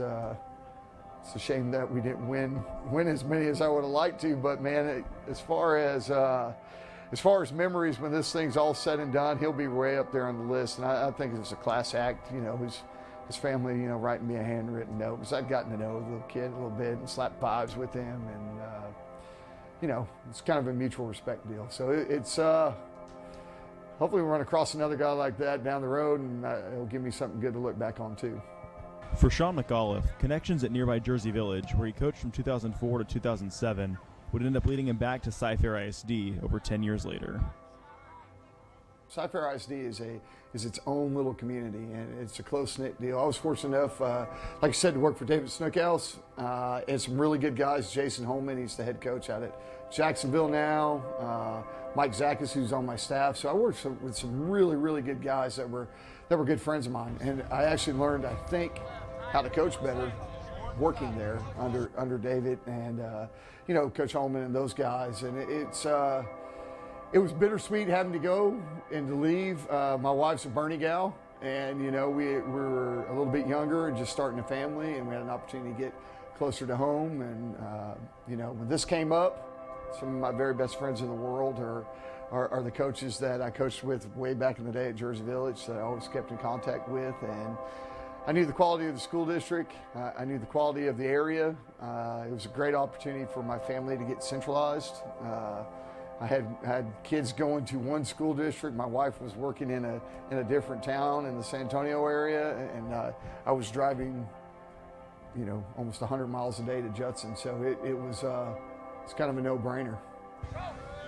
Taking 2023 1 week at a time has been key for the Mustangs this season, especially after dropping their opener on the road at Tompkins. Well, we talk about we're not trying to win district championships in week 1. We're not trying to be a playoff caliber team in week 2. We're not trying to make a deep run in week 3, and it's a step-by-step process. We just want to get a little better each day. And playing against Tompkins there's a reason why you play good people, right? There's a great reward if it turns out good for you, but there's also the risk factor of you're playing a really good team, and if you have an off night, you can get exposed a little bit. And credit to them, we didn't play as well as we wanted to offensively. Defensively, I thought minus a handful of plays, we really played pretty good. Going into this year, we knew we were going to be a little bit more experienced on the defensive end. We've got some good, young, talented kids on the offensive side, particularly in the O-line. And, it's a week-by-week process. And I credit to the coaches I work with and to our kids. We corrected what we could correct on tape from Tompkins, and we brought it to the Paytail game, and we played really well. I mean, defensively, it's one of the best performances I've ever been a part of as a coach. And offensively, we did enough to keep a lead, hang on to a lead, and win a ball game. And then I think last week we got a little bit more healthier. Our kids started believing a little bit more. Some of those young guys are growing up a little bit. It's not the under the bright lights nerves that they get. It's ball game number 3. And, I think that's the trick to this thing. Each day you just got to get a little better. And so far we've done that. With senior quarterback Blake Baker graduating this past spring, his younger brother, Braden, a freshman, has stepped into the quarterback room this year and kept Coach McGolf on his toes. Talent-wise, they're really similar. Both super tall kids at a young age, real high IQs. Personalities are somewhat similar. Blake wasn't like a super talkative kid and just kind of put his hat on, went to work, and that's kind of how Braden is. It's been fun. It's a little unexpected. My first year at Judson, we ran out of quarterbacks, and I ended up playing a kid named Jalon Williams for 4 years, and we won a bunch of games, and he was super talented, but that's not something that we ever go into a game going, well, let's play the freshman this week. And, for Blake to do what, there you have it, for Braden to do what he did, credit to him, to his family, and, really the guys that coach him every day. Coach Mack has high praise for the Mustangs' Week 4 opponent, Cy Woods. Well, they're uber talented. They were young offensively last year, so now these kids are a year more experienced. They've got a really good offensive scheme, big O-line. They're physical. They're going to run the ball, and then they're going to try to throw leverage balls on you. On the perimeter, they've got 2 really good slots. They've got a freshman running back that's playing up. If I remember right, I think the kid won the 100, the 200, the 400, the shot in the disc last year as an 8th grader. Like, he's rightfully so playing at a high level. Defensively, it's unique. You'd have to go back to the late 80s, early 90s. They run the Arizona Desert Storm style deal. They've got a bunch of different fronts that they get into and out of that kind of create a little chaos. So you got to be sound in your rules. Your identification of fronts have got to be kind of on point. So it's going to be a challenge Friday night. I think our kids have done a great job this week. They understand what we're playing for. These games now count, right? Our seniors know their clock is going to go even a little bit faster because it's a district ball game. And I think we end next week tomorrow with a nice kick the field and a walkthrough, and we'll tee it up on Friday and see what happens. There's only one state in the nation with 13 Division I FBS programs, and there's only one podcast that talks about every single one of them. Introducing the Dave Campbell's Republic of Football podcast, the most complete coverage of the Lone Star State.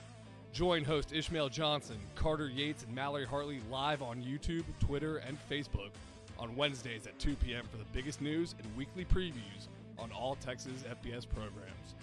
Can't catch every college football game on Saturdays?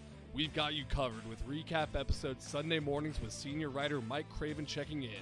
Subscribe everywhere you get your podcasts, including Spotify and Apple. Strap in with your host Ishmael Johnson, producer Mallory Hartley, senior writer Mike Craven, and college writer Carter Yates for a ride that'll last from now throughout the season. Need your daily football fix? Look no further than Texas Football Today, the daily live show from the people that bring you Dave Campbell's Texas football. Every weekday at noon, Greg Tepper and Ashley Pickle bring you the latest news, deep dive analysis, insightful interviews with big-name guests, and more. And if you ever miss an episode, you can subscribe to the Texas Football Today podcast to keep up with all the fun. Don't miss Texas Football Today every weekday at noon at texasfootball.com, Facebook, YouTube, and Twitch, and subscribe to Texas Football Today wherever you get your podcasts. Nobody covers Texas high school football like Tep and Step, the premium high school football podcast from Dave Campbell's Texas Football. Dig deep into the sport in every corner of the state with high school football insider Matt Stepp and managing editor Greg Tepper, with game previews, unique insights, and bold predictions. Get Tep and Step by becoming a Dave Campbell's Texas Football subscriber at texasfootball.com/subscribe. We might not be good at many things, but there is one thing that we crushed, and that's naming a stinking podcast. WTF. Yes, it's exactly what you're thinking. Women talking football. Oh, you thought it meant something else? You might be right. Tune in every Thursday at 2 p.m. as me, Ashley Pickle, and everyone's favorite Mal pal, Mallory Hartley, bring you in-depth analysis of every region of the Lone Star State, talk ball with reporters across Texas, get the real scoop from coaches' wives, and all the other nonsense that comes along with the two of us being allowed to talk into a microphone. Join the party Thursdays at 2 o'clock on the Dave Campbell's Texas Football YouTube page.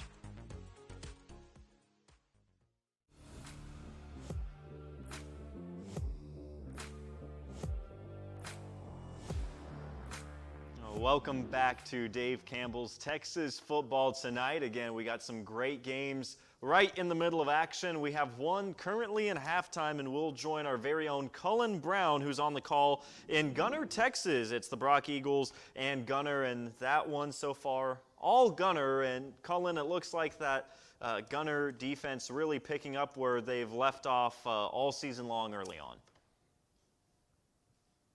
Yes, Nick, it's been a showcase from not only the defense, especially the front four of Gunner, but Walker Overman's having himself a day. 3 total touchdowns, 2 on the ground, 1 through the air.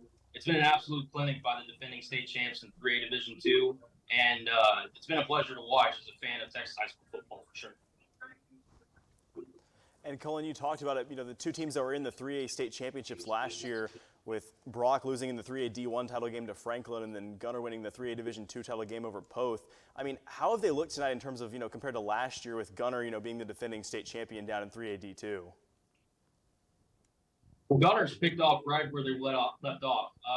I've seen little to no hesitation, little to no just worry. They seem to be ready to go as if the state championship were tomorrow. It's been an absolute just warped clinic by the Gunner offense, and the defense has been really, after that first couple of drives by Brock where they were kind of moving the ball a little bit, the defense sort of locked in, they got in on their assignments, and Gunner just seems to be a well-oiled machine that I don't think Brock was even expecting to be at this level tonight. And kind of looking over at the Brock offense, they had a tough loss last week, and I know it's a very tough task to try and go up and put a lot of points on that Gunner defense. But what are some things that you saw Brock do well offensively, and maybe a couple of things that they can turn around there in the second half? Well, Brody Woods has been really a fine signal caller tonight. He's made really good decisions. He's known when to, kind of take off and run, when to kind of stay back and pass. He's had one interception that really wasn't his fault. It was kind of a deflection kind of play. But really they just need to get it to their playmakers and show a little bit more balance on offense. Carson Finney had their lone touchdown, a 20-yard strike late in the second quarter. Brett Tutter, their senior running back, he's giving them some good juice along with their backup, Vance Guthrie. I think if they just kind of mix and match their offensive attack, try to keep it as balanced as possible, I think the second half will go a lot better for the Brock Eagles. All right, and then lastly, we don't want to take up too much of your halftime break there, but I understand there's a celebration in order. As understand you had a birthday earlier this week. Yes. Turned 28. Good old 28 years young on Wednesday. So couldn't have asked for a better gift than to call a Texas high school football game. I'm just happy to be back, and I'm loving life right now. And I'm just happy to be here. Oh, that's fantastic. A happy belated birthday. I want to know real quick, though, did they have a little cake or something for you there in the press box? I tried to send a memo as soon as I heard. Oh, my goodness. Oh, I appreciate it, guys. That's awesome. We have such a great team here at Dave Campbell's Texan Live. It's phenomenal. Awesome. I love every bit of it. All right. Well, again, happy belated birthday. Enjoy the second half. Colin Brown, thank you so much for joining us during your halftime break. So, again, that one, Gunner just kind of picking up where they left off throughout the first couple of games of the season. And, all right, hey, we got some more action in play right now, and we got a touchdown. Yeah, New Braunfels is trying to get back into this game. They were down a little bit to Weiss at the break. I think for the Unicorns to get back in this game, they're going to pick up the offensive firepower just a little bit. And it looks like they're doing just that here to open up this third quarter. Yeah, so a nice play right there. And yeah, we got some more highlights rolling. Waxahachie, Cedar Hill, and how about the Indians? Waxahachie with another score there in the third quarter as they continue to grow their lead over Cedar Hill. So again, a couple of scores going on right now, but we got some more highlights rolling in. Let's take a look. We got a good game going on. Friendswood versus Manville. So we take you into the first quarter. How about this? A third down conversion. Nope, it's going to be intercepted. Landon Davis jumping the route. That's a perfect read. He returns it all the way down inside the 10-yard line. So a big play defensively. Landon Davis able to make the pick, and that sets up his team for a field goal. We go into the second quarter. How about this? What a grab that time from Adam Buffington, able to go airborne, makes the grab. That pass and catch as Foster connects with Buffington. 17-13 right now. Friendswood on the lead, and they get the lead from this play again. It's going to be Brock Foster. Another nice play from the quarterback as he connected with Adam Buffington on that last highlight. How about this? A little fake and draw the defense in. And then the check down to the big fella. That's Noah Abebe as he takes it in for the score. Get down out of the Willis area, north of the Houston area. Here's the senior quarterback, Derek Lagway, going deep down the field to DeBron Hampton. 62 yards. Down inside about the 6-yard line. Again, Derek Lagway, the Florida Gator committed quarterback for Willis, has been slinging it so far to start this season. One of the top dual-threat quarterbacks in the country. Getting it done for the Willis Wildcats. It's going to be a 1-yard touchdown run here for Mr. DJ Lagway to get the scoring started for Willis. A little bit of read option. Lagway extending across the goal line, and Lagway is in for a Wildcat touchdown. So 7-0 Willis up next. It's going to be the defensive back for Willis. It's going to be Cade Hyde picking off the Conroe quarterback, Christian Nunley. About a 15-yard return here coming up as Nunley with the play fake. Throws, and Hyde on the deflection is there to pick it off. Again, that's Cade Hyde who's going to turn it down inside the 35-yard line. Willis back on the move after a quick takeaway for the Wildcat defense. Up next, about the 8-yard line here, it's going to be Derek Lagway. Guess who again? This time an 8-yard touchdown run, is second of the night, and it's going to be 14-0 Willis as the extra point was up. And it was good. So after Lagway punches it in himself, it's going to be Conroe trying to get on the board down here 14-0. And it's going to be the quarterback Christian Nunley for a 9-yard touchdown strike to the wide receiver Tyler Wise. As Willis is up 21-0, and Conroe now able to punch it in to get back within 14. Extra point for the Conroe Tigers was good.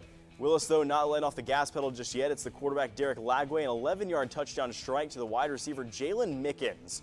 And this score would hold through the end of the second quarter. Your score at the break, Willis 28, Conroe 7.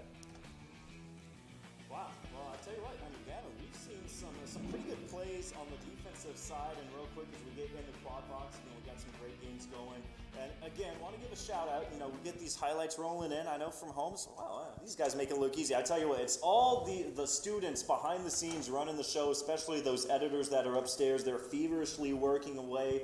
And of course, the students here in the studio making us all look good as we got some more updates. And we were talking about this one a little bit earlier. It's been a close game, and Prosper now building a 17-9 lead, but Denton Geyer knocking on the door. Yeah, Denton Geyer here trying to get back in this game on the road against Prosper. Now we go down to, look at this, Cy Ranch 52, Cy Woods 28. Yeah, well, again, that one a little bit unexpected, but we'll go to Michael Silvers, who's on the call. I mean, you may have seen that. He threw for 690 yards in his against UH back in a long time ago. That's a lateral. Shanks throws it deep downfield and overthrows Brown as offensive coordinator Tyrone Carter reaches into his bag of tricks. We do have a flag down in the secondary away from the play. Way away from the play on our side of the field. First flag in what seems to be forever. That's a strange flag because we're not even near the play. Sean McGolf is pleading his case to the line judge. Strange. That's Corey Payne, part of this officiating crew headed up by Mike Also Brooks.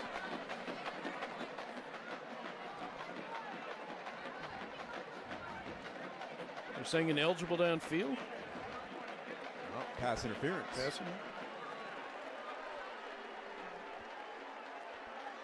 That's the 7th penalty called on Cy Ranch tonight. That equals the amount of penalties called on the Wildcats.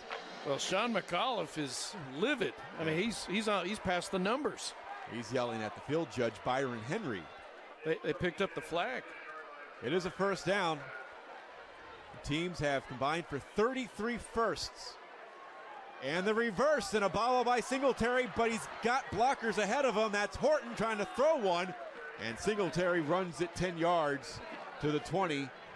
And looks like he's got enough for another Wildcat first down.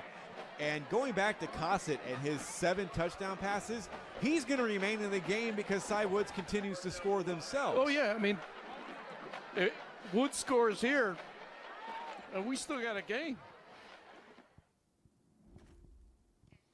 All right, so we get back into it again. Waxahachie has built a nice little lead. Cedar Hill trying to come back. They step back, a throw over the middle, and Waxahachie is going to get another interception. That's just a nice play of reading the route, and it got a convoy going down to the 10-yard line. So Waxahachie, we checked in on that just a few minutes ago. They were able to put more points up on the board, and now their defense setting them up for another prime scoring opportunity as they're trying to bury Cedar Hill there in the third quarter. Yeah, Nick, and this is a Cedar Hill team that, historically has been very good on the defensive end, and Waxahachie so far tonight looking like the better defensive and offensive team. They had a pick right there, and now they're knocking on the door of a 40-point night against Cedar Hill. Yeah, so a big statement thus far for Waxahachie as we take a look at some of those other scores. And again, we're looking, we got Cedar Hill, Waxahachie, and again, this one has been a good matchup, but maybe not as good as we were anticipating. Waxahachie, again, like we're talking about, sort of running away with it and making plays on both sides of the ball. Yeah, you look at the Waxahachie Indian offense. I mean, they've just, 33 points in the night's really impressive. One I want to look at here, again, Crosby Barbers Hill. This is a 34-28 Crosby lead. Crosby on the year, again, 0-3. They played some tough opponents like Fort Bend Marshall week 2. They lost big to them. Barbers Hill 3-0, but as you know, once you get into district play, everything changes. It looks like Denton Geyer was able to punch it in just a few moments ago. Again, we were checking on that where Denton Geyer was inside the 5. That is a 2-point game in that contest. And again, we had Thomas Lee and Pete Nielsen joining us at their halftime break, and they were talking about how those defenses really stole the show there in that first half, and it looks like Denton Geyer able to get back on the board as we jump back in. Weiss and New Braunfels, does this one surprise you at all? Weiss starting to build up a pretty nice lead there. These are two teams that I think are pretty evenly matched on paper, but here's New Braunfels. They're going to there we score go. again. Perhaps I spoke too soon. Right, New Braunfels, still plenty of time left. We're in the third quarter, and now they're down by just 16 with the extra point attempt to come, and it's 45-29, and could be 45-30 here pretty soon. And maybe you go for 2 in this situation, try to go down by 14, who knows? Yeah, so again, some exciting games. Yeah, Cy Ranch starting to run away with it. The Mustangs looking for back-to-back wins against Cy Woods. Waxahachie, again, we saw that interception there set up nicely. New Braunfels with the touchdown looking to make the extra point.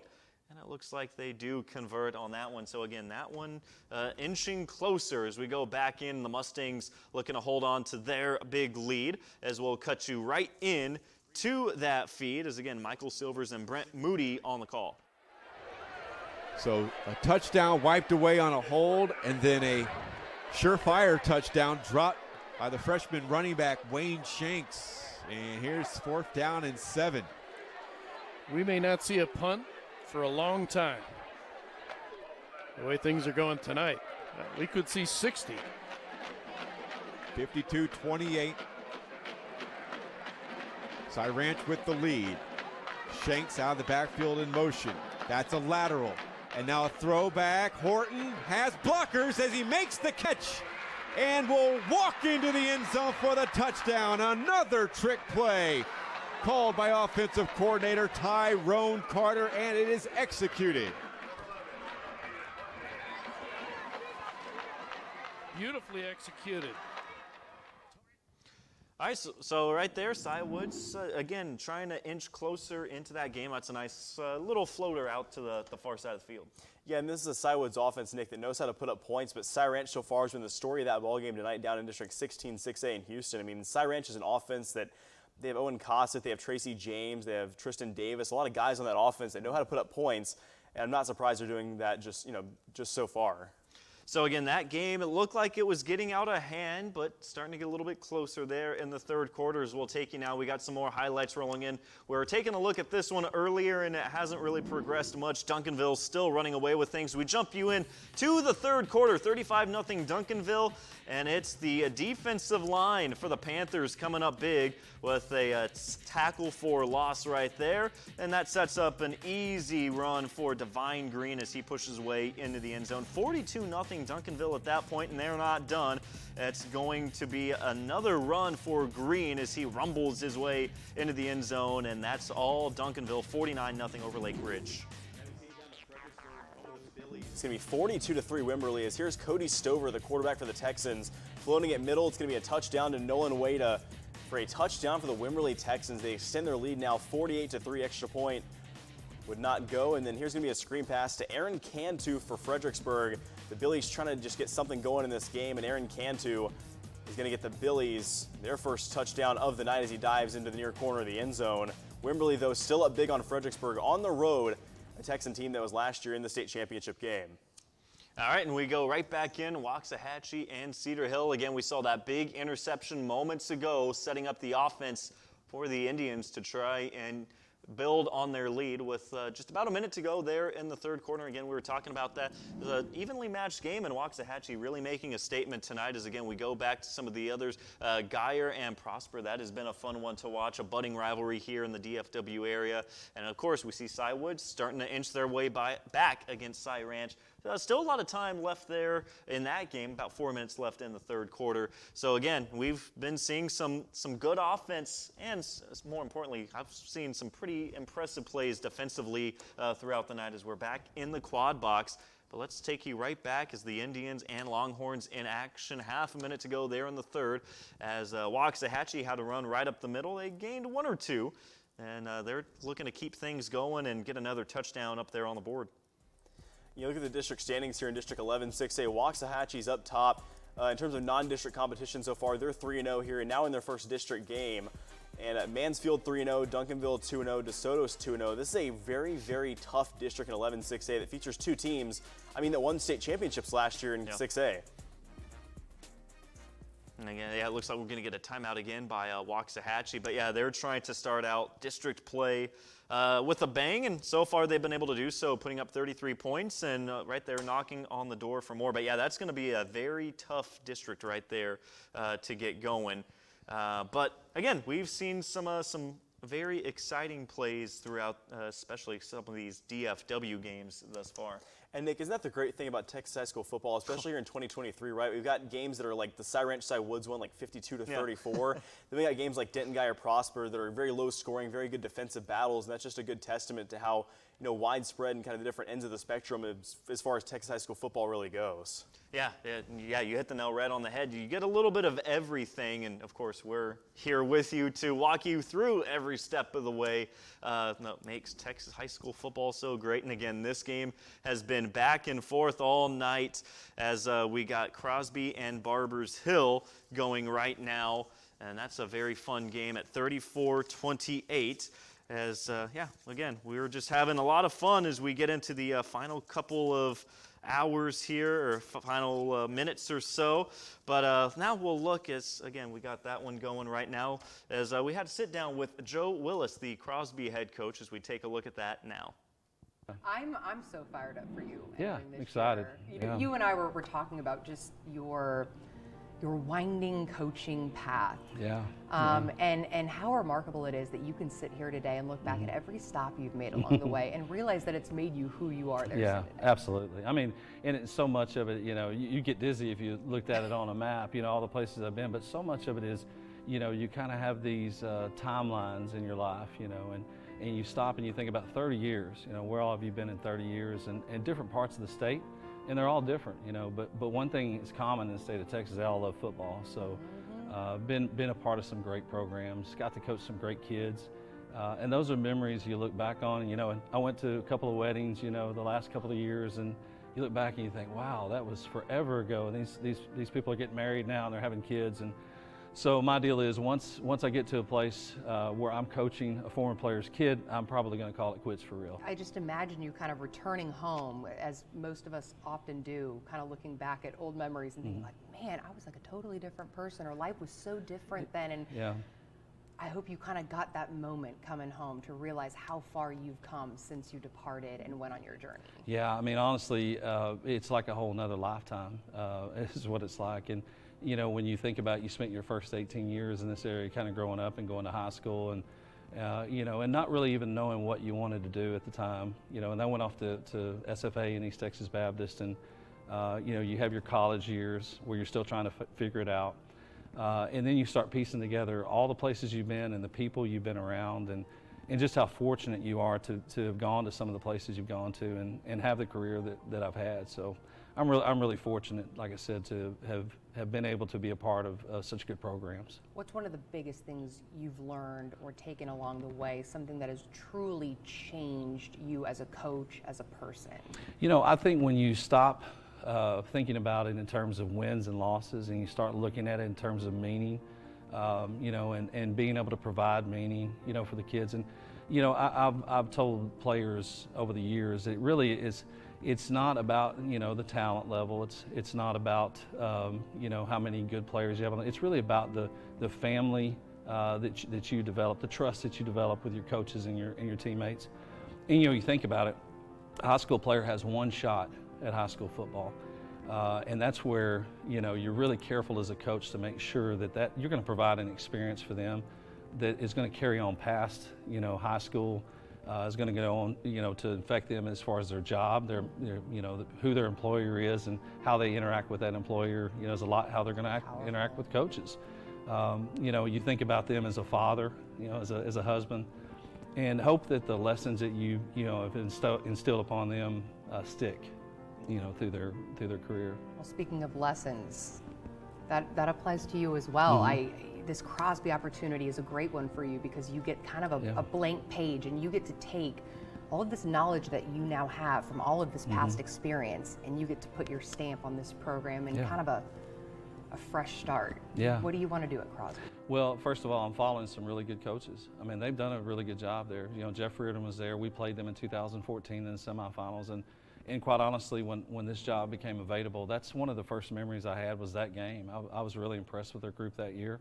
Was impressed with how they played that game in Austin, DKR, and they had a big crowd. So I knew they really loved football. I knew Jeff, had continued to know Jeff. He's in Chapel Hill now, so we stayed close when I was in Tyler. And I think Jerry Prieto, who was previous to me, I think he did an outstanding job there. And they played in the state championship in 2020. I think they're 95-30 over the past 10 years. That's great tradition. So what I want to do is not change, a whole lot of things, but I want to go in and build upon the things that they've been doing there. And like you said, kind of add, my touch to it as far as what we do as a football program. And hopefully we can continue to, improve that program and get back to that state championship game because ultimately that's everyone's goal. That's one more question I want to get in. You brought up a great point, that kind of builder versus successor of a power program and an established program. I mean, you've kind of been on both sides. Yeah. Do you prefer one over the other? What sort of challenges might one present over the other? I always find that fascinating. I do like the challenge of going into a program, and that was, at Cedar Park, that was an established program. Great coaching staff. I mean, so many of those coaches I was very fortunate to be chosen as the head coach because that staff had 6 other head coaches on it that have gone on and had great careers as head coaches, so including Carl Apsick, who's at Barbers Hill now, who's a district opponent. Yeah, exactly. but you know, we had a great coaching staff. Any of those guys could have been the head coach at Cedar Park. So I was fortunate to step into that, but was able to carry what we had done at Cedar Park and under Chris Ross and, you know, his guidance and develop that same type of program in Colleyville Heritage, and took some of those same things, you know, to Tyler. So I like the idea of building those programs up. I like being the underdog a little bit, you know, and coming in and people, you know, not really having high expectations, because I believe in high expectations. And, you know, I believe that when you can go build trust with your players and parents, and I'll be the first to tell you that, you know, good coaches can make a difference, but they're not the big difference maker. The big difference maker in every football program is the players and parents that are at those programs. And I'm excited about Crosby because I think they have that. I think they have that foundation. So for me, coming in there, like I said, being able to build upon what's already been done there, that's pretty exciting.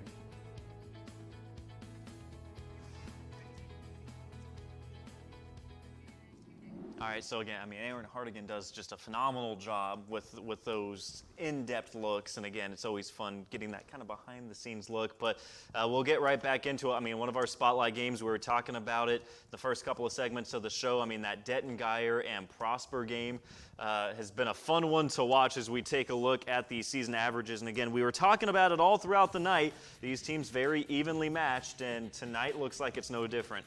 Right, I mean, Prosper points per game 34, Denton Geyer 21, as the Geyer Wildcats have handed the reins of the offense now over to Logan McLaughlin, the senior, who takes over for Jackson Arnold, who departed for Oklahoma, and he's leading that Geyer Wildcat offense that historically over the last 3 or 4 seasons has been very, very lethal.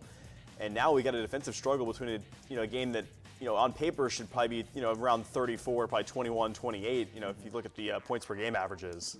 Yeah, I mean, looking just at the Prosper, their offense, I mean, what they put up the last couple of games, they put up at least 40 points in all 3 games so far this year. They did come off of a tough 47-41 loss against Rockwall last week. But yeah, this has been a lot of fun, and looks like the offense is starting to open up just a little bit. As again, we were talking with Thomas Lee and Pete Nelson at the break, and they said the defense is really stealing the show, but the offense is opening up. And how about this for a score? So we got Crosby and Barbers Hill, and that one just keeps going blow for blow, and it looks like Barbers Hill responds.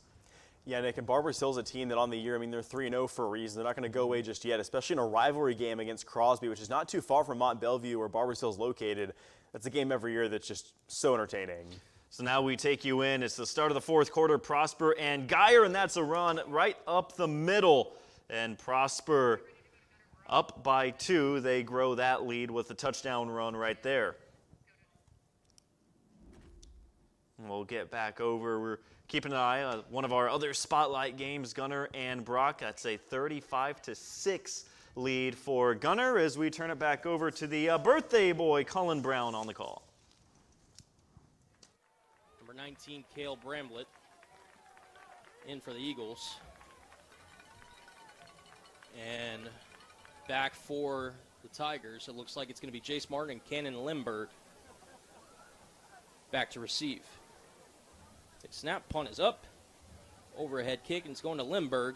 Limberg takes it to the sideline. Tries to run through a man. And is upended by number 35, Hyatt Dunway. And the Tigers will look to take over. In the first half was a good one if you're a Gunner Tigers fan. Walker Overman, as previously mentioned, 3 touchdowns, 2 on the ground, 1 through the air to Cole Hartpool.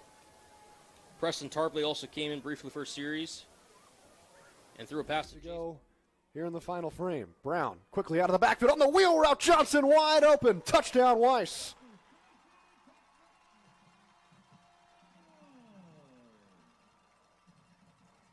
A beautiful play call from Vernon Hughes. And on 4th down, it's 51-30 Weiss.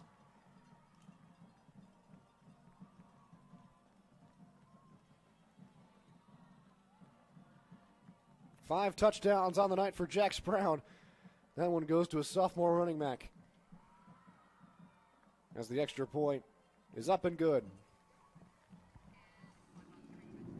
All right, so again, we're seeing some good action as we get down to, you know, the last hour or so of a lot of these games. We're getting down to crunch time, so we got some fun ones going As again, we're taking a look. I mean, that Crosby, Barbers Hill, that one has been a lot of fun going back to Gunner and Brock as, Gunner kind of picking up where they left off their first handful of games, and the defense especially has been suffocating as we take a look at that one, 35-6. Brock not able to get a whole lot going offensively tonight. And there's a big reason is the defense for Gunner, why they're 3-0 here to start 2023. And it's the defense that showed out in their state championship win last year in the 3A D2 state title game over Poth. That defense was just stifling. Yeah, and again, you look at the Brock offense that has had some success early on this year, but again, yeah, like you talked about, going up against that state-winning defense from a year ago, that's a tough ask of a Brock offense. They're trying to get something going here in that third quarter against Gunner. So again, that offense, they've had some success throughout the year, but that's just been a tough matchup for them tonight. I want to look again at this Crosby-Barbers Hill game. Yep. This is one that's really piquing my interest based on the score, 35-34, and we still got over a quarter to go in regulation. I mean, and what a game that is for Trevor Bullard down there in Crosby, and here's a good pass complete to the near side, and a good hit out of bounds from Barbers Hill at the 30-yard line. Yeah, and we'll go right to Trevor Bullard on the call for that one.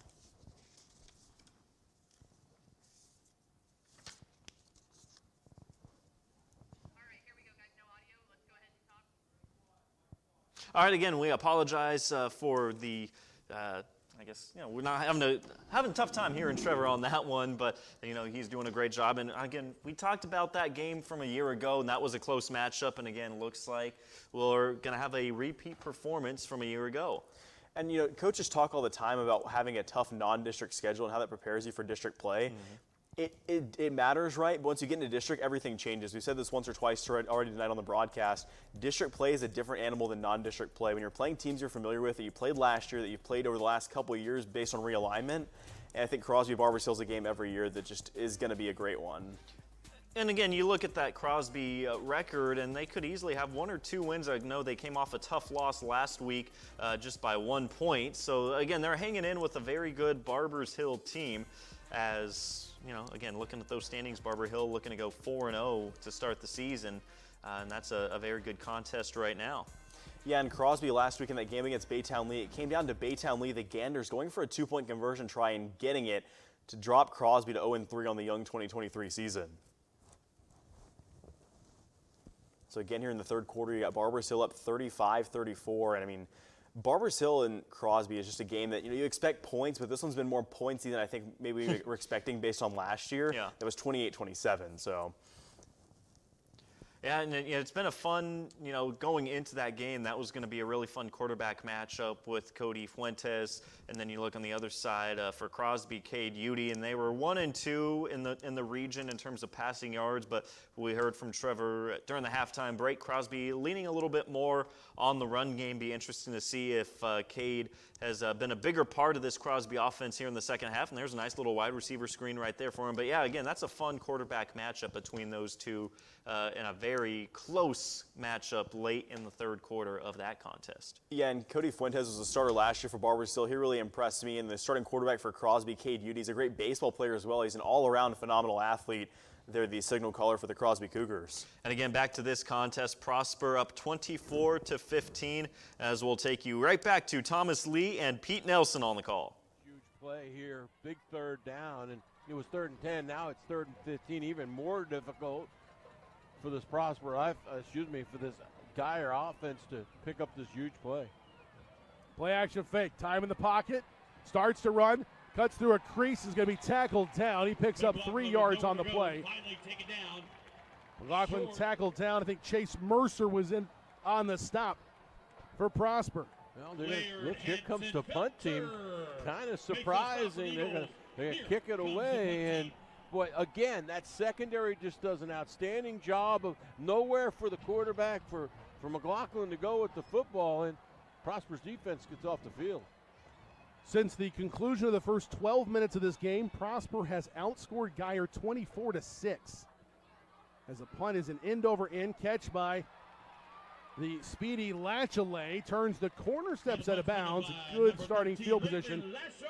The 47 is where Prosper will take over with a 9-point lead and 9:51 to go here in the fourth quarter. Ball is marked at the 47-yard line. Well, the Geyer defense unable to keep the drive alive. The Prosper defense continues to dominate the second half, the second half of this football game, and actually from the first quarter on, they're doing just an outstanding job.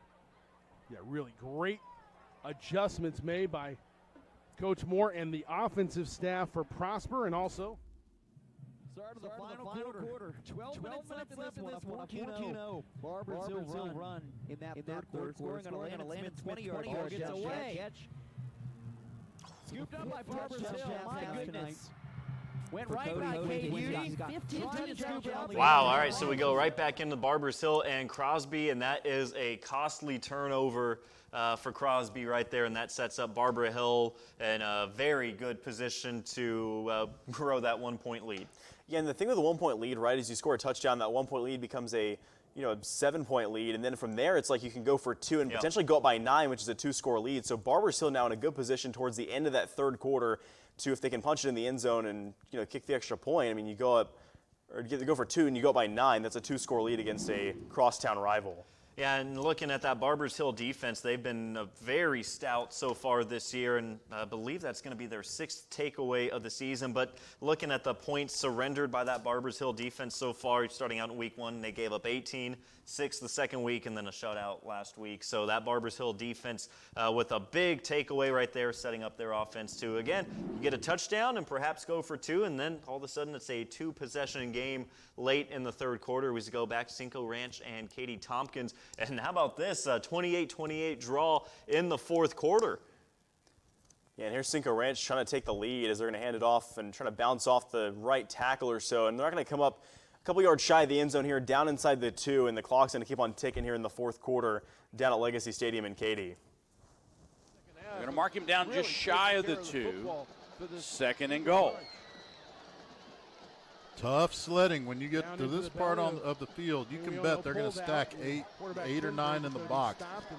So whether it's Young or Gadlin, whoever might be in there, tough sledding. So now are you deliberate here if you're Cinco Ranch? Do you try to score quickly? Hand off Young, right side, in for the score. A great job by Bowen stopping. He had him wrapped up. Could have thrown him down. Josiah Young, his second rushing touchdown of the night, puts Cinco Ranch back in front. Take the loss. Live to play another down. 34-28. All right, well, a big score late in the game for Cinco Ranch. And Gavin, I mean, I know that's your stomping grounds down there. I mean, take us through. That's a very exciting game. Right, you talk about 19-6A, of course, you're going to start with the Katy Tigers. From there, you got Tompkins, you got teams like Cinco Ranch, you have teams like Jordan and Pato that have been competitive for the last few years. Cinco Ranch has had some quarterback injury problems this year. They've had a couple of their QBs get banged up over the last few weeks, but it's one of those districts, especially with the top 4, probably 6 teams that could all contend for a playoff spot. And it's a district that I think is going to come down to that last week, and it has big implications too on who goes D1 and D2. Wow, and again, I mean, that's a fun game right now going down to the wire. Like we saw to start the show, we had some games Thursday night that went right down to the wire, and that's one of those that's, again, coming right down. And we were taking a look earlier at Barbers Hill and Crosby. That one was pretty close, Tompkins and Cinco Ranch. Waxahachie has sort of run away with it against Cedar Hill, and again, that one a bit of a surprise, but their defense is coming to play tonight. Yeah, the Waxahachie defense only giving up, I mean, the offense has been impressive, right? 39 points is nothing to be scoffed at in terms of an offensive production night, but 14 points allowed to the Cedar Hill offense, regardless of, how well Cedar Hill's played through the first couple of games of the season, is very impressive. Yeah, so again, that Waxahachie team looking to go 4-0. I mean, they had a 41-10 win last week over Grand Prairie. So their defense has continued to be the story. But again, yeah, I mean, the 39 points, that's a lot of production for the offense as they continue to roll. And again, we go back to Cy Ranch, Cy Woods. Looked like Cy Ranch was really running away with it. Cy Woods with a touchdown to try and bring it a little bit closer. But right now, time really a factor for Cy Woods. Yeah, under 8.5 minutes to play in this ball game, and Cy Woods here is trying to just go to the air and see what they can get. And there's a good pass that looks like it's completed close to a first down inside the 30, down to about the 27 there for the Cy Woods Wildcats. And this is where they're going to have to go really up tempo here to get back into this ball game.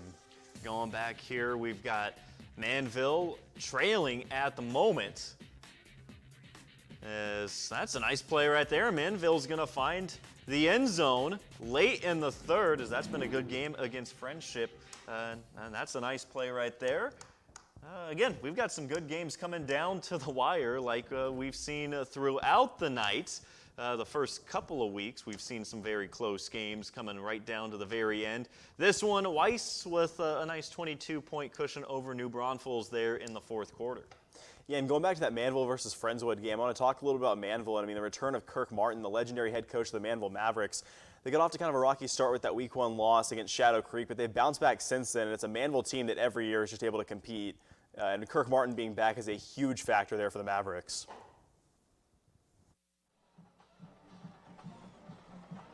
In that contest, and got some red zone action here inside the 5, and that's going to power through down to about the 2-yard line. Yeah, and you're in the fourth quarter of this game. If you're New Braunfels, you're down here by 22, and this is kind of a spot in the game where you want to try to hurry up here and get as many points as you can, obviously as quickly as you can. And they got to really go up tempo here and kind of speed up the pace of this offense, I think. And that offense, they're right on pace for what their season average has been, averaging about 32 points per game early on this year. But, I mean, this Weiss offense has really taken off tonight, and that's a nice play by the defensive side of the ball for Weiss. Yeah, and they're running the ball here down inside the 5. I'd like to see New Braunfels, if you're the Unicorns, maybe try to take a shot, like a fade route to the end zone, maybe a slant or something, just to kind of keep up, a sense of urgency here for the offense here in the waning couple minutes of this fourth quarter. And, they have the weapons to do it. I mean, they're averaging almost, around 250 yards through the air per game early on the season. So, yeah, I mean, a little odd. I mean, from sitting here behind the desk, it looks a little different to run the ball, or maybe that's why. That's a fumble. And it looks like they were able to fall back on it, though. But a scary moment on the botched handoff or botched play action. Yeah, and in that scenario, you're already down 52-30, and if Weiss recovers that fumble, I think it's a spot where if you're New Braunfels, that game is essentially all but over, so thankfully they're able to recover. Yeah, we see Cy Woods finding the end zone, and so again, we were checking on that a little bit earlier, and again, they're creeping in with 7-12 to go, but Cy Woods not going down without a fight. Yeah, and this has been, I think, the highest scoring game we've seen in our slate so far tonight. Yeah. I mean, it's about to be a 17-point game, but it's going to be 59-42, pending the extra point from the Wildcats of Cy Woods, and that's what they would call pointsy. Yeah. Well, again, I mean, you spend most of your Friday nights there in the booth. Do you prefer to call defensive struggles or something like that where it's just score after score after score? There's a good advantage to both. Defensively, you get to see a good I was a defensive guy, when I played football growing up. I loved the defensive side of the game, but the offensive ones gives you better highlights, and it's a little bit more exciting, per se, to the casual viewer. So I'm going to go with the offensive shootouts there. Going back to this one again, Gunner kind of in control from the get-go, as that's a 35-6 score. Brock with the ball there in the third quarter, but again, we've been talking about it all night when we're touching on this game. That Gunner defense is just suffocating. Yeah, I mean, 35-6, still over a quarter to go, but I mean, the Gunner defense, again, just absolutely stifling tonight over this Brock team that, again, both of these teams, they were in the state championship last year in their respective 3A divisions, Division I and Division II, and I think this is honestly a little bit of a surprising score given the history of both these teams as of the last couple of years. To put a little more of a target on Gunner's back, I already have a pretty big target being a defending state champ, but making a statement like this, does that raise some eyebrows a little bit? I think it does, and now we get a look back at Legacy Stadium down in Caney. It's going to be 35-28, and we'll kick it now down to Chris Elliott, the announcer there for Tompkins Cinco Ranch. Linebackers in secondary. Thierheimer to throw. Over the middle, traffic, tipped, off the official, intercepted. The ball pinballs around. It hit no fewer than 2 players and an official, and the interception is made, and the Cinco Ranch Cougars are in fuego. So let's see, deflection off the back of the official, I believe. Couple players there, and that's back incredible. Into the arms of Cinco Ranch sometimes. Wow. I mean, talk about a bad break, or a good break, I guess, depending on which side you're on. Yeah, if you're Tompkins, that's a horrible break. I mean, it gets kind of deflected, bounces off of the official, which I don't know that I've ever seen, and it gets intercepted by Cinco Ranch, already up by 7, and now they get the ball back in plus territory off of a wacky play. Yeah, that is a tough break for Tompkins. And you saw, I think, one of the linemen kind of upset with the referee, but there's not much he can do at that point, and they're part of the game, and 99% of the time they're out of the way, and then every now and then you'll see a wacky play like that. Let's watch it. I want to see it again. I mean, me too. There's 2-3 different bounces. Yeah, so again, Tompkins looking to respond as, again, these teams have been going back and forth all night long, and, clean pocket, and, that's in traffic, so that's a dangerous throw. But again, to see a bad bounce like that, that's a tough break for Tompkins. But hey, if you're Cinco Ranch, you take it. You're right back in the red zone after taking the lead, and now you set up the offense with another prime opportunity inside the 20. Yeah, and Coach Dudley's squad down at Cinco Ranch, they pride themselves on great defense, and that's a great defensive play, be it off the official or not. Yeah. Now they're going to take over just outside the 10, not only in the red zone, but knocking on the door of a goal-to-go situation. Yeah, so again, now Cinco Ranch has the opportunity to build a 2-possession lead late in that game. So you see a little bit of everything on Friday nights here at Texas football tonight. Are you enjoying it so far? Because, I mean, you're getting to keep up with 20 different games as opposed to, maybe just the one on a Friday night. Oh, yeah, I'm having a blast here. I mean, it's already, 9:46 as we got a couple minutes left in this one, but we're having a blast, Nick. It's been great. Yeah, we got some more stuff, maybe some more crazy bounces. Who knows? Who knows? It's a Friday night. You're watching Dave Campbell's Texas Football Tonight. There's only one state in the nation with 13 Division I FBS programs, and there's only one podcast that talks about every single one of them. Introducing the Dave Campbell's Republic of Football podcast, the most complete coverage of the Lone Star State. Join host Ishmael Johnson, Carter Yates, and Mallory Hartley live on YouTube, Twitter, and Facebook on Wednesdays at 2 p.m. for the biggest news and weekly previews on all Texas FBS programs. Can't catch every college football game on Saturdays? We've got you covered with recap episodes Sunday mornings with senior writer Mike Craven checking in. Subscribe everywhere you get your podcasts, including Spotify and Apple. Strap in with your host Ishmael Johnson, producer Mallory Hartley, senior writer Mike Craven, and college writer Carter Yates for a ride that'll last from now throughout the season. Need your daily football fix? Look no further than Texas Football Today, the daily live show from the people that bring you Dave Campbell's Texas Football. Every weekday at noon, Greg Tepper and Ashley Pickle bring you the latest news, deep dive analysis, insightful interviews with big-name guests, and more. And if you ever miss an episode, you can subscribe to the Texas Football Today podcast to keep up with all the fun. Don't miss Texas Football Today every weekday at noon at texasfootball.com, Facebook, YouTube, and Twitch, and subscribe to Texas Football Today wherever you get your podcasts. Nobody covers Texas high school football like Tep and Step, the premium high school football podcast from Dave Campbell's Texas Football. Dig deep into the sport in every corner of the state with high school football insider Matt Stepp and managing editor Greg Tepper, with game previews, unique insights, and bold predictions. Get Tep and Step by becoming a Dave Campbell's Texas Football subscriber at texasfootball.com/subscribe. We might not be good at many things, but there is one thing that we crushed, and that's naming a stinking podcast. WTF. Yes, it's exactly what you're thinking. Women talking football. Oh, you thought it meant something else? You might be right.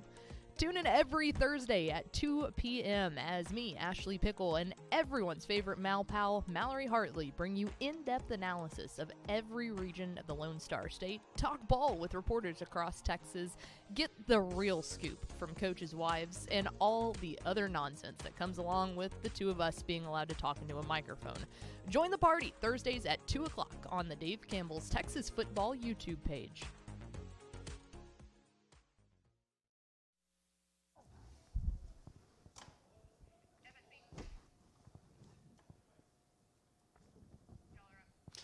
All right, here we go. Again, we've been keeping an eye on this game all night long. First half, a defensive struggle. The offense is opening up, and it's the Prosper offense getting to the corner, cutting right back, and that's a touchdown. Or perhaps, no, maybe not. Oh, they're going to down them at the 1. I got a little too excited there, but Prosper, again, really trying to put this one out of reach. And what a statement that would be for the Prosper Eagles to get a big win at home over Denton Guyer.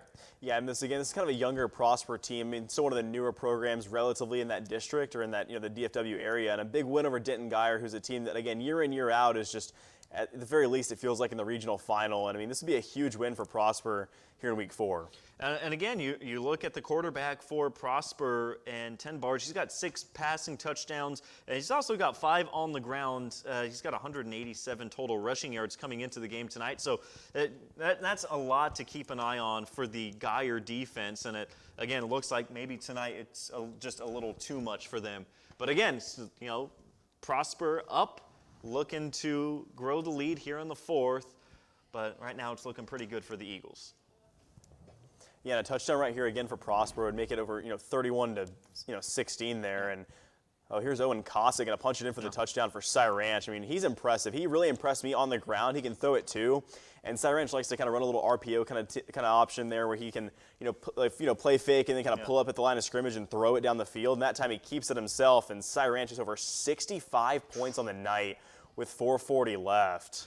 So they're going to win, I believe that's 3 in a row for them, but you look at their 2 wins this year, and they put up 45 points in both of those games respectively, and now 65 points, still with 4:40 to go. But that Cy Ranch team, that Mustangs team looking very dangerous this year. As we get back, Prosper and Guyer will take you back to Thomas Lee and Pete Nelson on the call. So first and goal from the 1 for the Eagles, trying to punch. I can't believe what I'm seeing right now. 4:10 to go here in the 4th quarter. Handoff. Martinez weaves his way through traffic. And Weiss is going to take their second time out here in the second half. Touchdown. The Unicorns have all the momentum and a chance to tie this game. 3 minutes and 52 seconds. We have right there, Prosper, just a handoff up the middle, and that offensive line getting a very solid first push, and that time they make it look easy for the score. Yeah, and sometimes if you're an offense, if you're down the 1, you don't have to do anything too fancy. You don't have to pull up and goal line fade or do anything too crazy. You just got to tote the rock and punch it in from a yard out. Give it to your running back. Let the offensive line, like you said, get that first push. And it's just easy sometimes for an offensive line like Prosper has. And again, still time in that game. That's a dangerous Guyer offense, but right now it's looking pretty good for Prosper. I mean, what does that do for the hype around that Prosper program to get a win? Yeah, and this is a Prosper program that's been in the state semifinals. They've been, competing at the highest level with teams like Duncanville and 6A up here in DFW. And I mean, this would be a signature win for their program here early on, and I think this would be a good win to open up week 4 for them here in 2023. And again, taking you back, Gunner and Brock. It's been one-sided all night. Gunner defending champs. Perhaps, again, another statement win for them.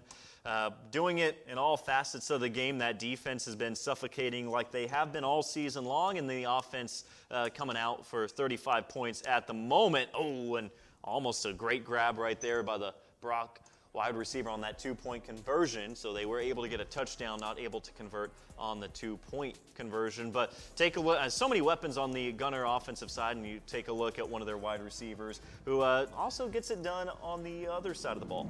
Yeah, Cannon Limburg is a guy that can get it done rushing the ball, receiving the ball, and he's got 122 kickoff return yards. I mean, he's a guy that, really just a weapon in all, 2 or 3 aspects of the game. He's also listed as a safety on the roster, so he's a guy that can play about every position for that Gunner team.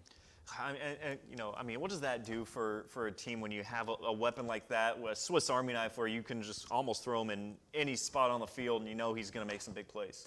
Well, I think at any position and any, classification, especially down in 3A, a guy that can do stuff like that can play, 4 or 5 different positions, especially, 3A. I mean, he's going to dominate the level of play. And I mean, for a team like Gunner that's down in 3A and playing for state championships every year, Cannon Limburg's a guy that can take them far places, I think. Yeah.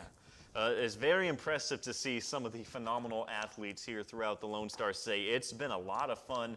And again, we've seen big plays on every side of the ball. We've seen, I get what was coined a few years ago, the double doink that went off of a defender and then off of the ref, resulted in the turnover. Cinco Ranch did take advantage, and they were going to get the win, a 10-point victory for Cinco Ranch. Yeah, and that's a big win in 19-6A for Cinco Ranch here as they dropped Tompkins by 10, 38-28. And 19-6A is a district down in Caney every year with all the Caney ISD teams that it's hard to get in the playoffs because of how many good teams there are. There's Caney, there's Cinco Ranch, there's Tompkins, there's Pado. Now there's Jordan, and Jordan's got a bunch of athletes too, so that's a loaded district that's hard to get in the postseason in those top 4 spots. And Cinco Ranch, that's a good win for them, and now they're in good position. And again, talked about it a little bit earlier with Prosper, but a win like that, does that put a little more pressure on that team starting out with a big win like that? Yeah, and I think it does, right? And I think Tompkins is a team that's now going to have to bounce back. I mean, that's a tough loss for the Tompkins Falcons, and Todd McVay is a coach that, he loves the culture that he has instilled in that program, and it's a team that he's not going to let be a roller coaster team like we've talked about already tonight. Coach McVay's going to get them back in position to try to get a win next week after they've already dropped 2 district games to Caney and now Cinco Ranch. And again, I know, you're very familiar with that region. How do you really see, it might be too early to call, but how do you see that really playing out down there? I think a big determining factor is I think there's 2 things that happen, right? You have to talk about Atascocita and North Shore, and you have to talk about if Caney goes Division I or Division II. That's a big factor, because if Caney goes Division II, right, that kind of opens up a big lane for them to make a good run. Yeah. They go Division I, then they have to run into Atascocita, who's already beat them this year, and then North Shore, who's beating the brakes off of everyone. And so I think it's a very loaded region of the state down in Houston, of course, but I think Caney, Atascocita, and North Shore are your top 3 teams at the moment. And going back, looks like we had that Crosby-Barbers Hill game. That's been a fun one all night long. Trevor Bullard on the call. But again, going back to Prosper and Geyer, is Prosper able to take advantage? We saw that their latest touchdown, but now it looks like Denton Geyer moving the chains and doing it with a little bit of speed as we'll take you back out. Thomas Lee, Pete Nelson on the call. I think that's 38 for McLaughlin and Martin. To the ground game, Hole opens up, runs through, gain of 7. Yusuf brought down on the play by Cade Smallwood, the sophomore linebacker, brings up 2nd down and 3. Pass left side, catch is made, bubble screen, spin move inbounds, and finally forced out about the 24. Pass complete to number 19. So once again, quick hitter to Glasgow. Moves the chains down to the 24-yard line. 3:14 left to go. Clock pauses. Out of bounds, right? Because he went out of bounds. And so, again, it's a 2-score, 2-2-point conversion game right now. Play action fake, takes a shot, has a man open, caught in the end zone. Still Majeski hauls it in from 24 yards out. Just when you said it was over. Not so fast, my friend. What a throw that time by McLaughlin. It finds Keegan Steele Majeski wide open in the corner of the end zone. But, buddy, here's the big play. All right, well, I think Denton Geyer, they have our number now. This is the second straight week where it's coming down to the wire and that big play right there to get back on the board. So, again, that one just going back and forth. You did not expect the Denton Geyer team just to kind of roll over after that last Prosper touchdown. But, I mean, looking at that district, and that is a big, very competitive district. Is Geyer right now looking to go for 2, but a little too antsy there on the offensive line. And if they can get the 2 here, it makes it a 1-score game and make it 31-23. That's an 8-point game that they could, get the onside kick or get the ball back in some capacity and go down and score and try to tie this game up. They'd have to get 2 two-point conversion attempts successfully, obviously, here down the stretch. But it's nothing that they can't do. This is a Geyer offense and a Geyer team in general, led by Reed Heim, that I think has the capability to do something like this.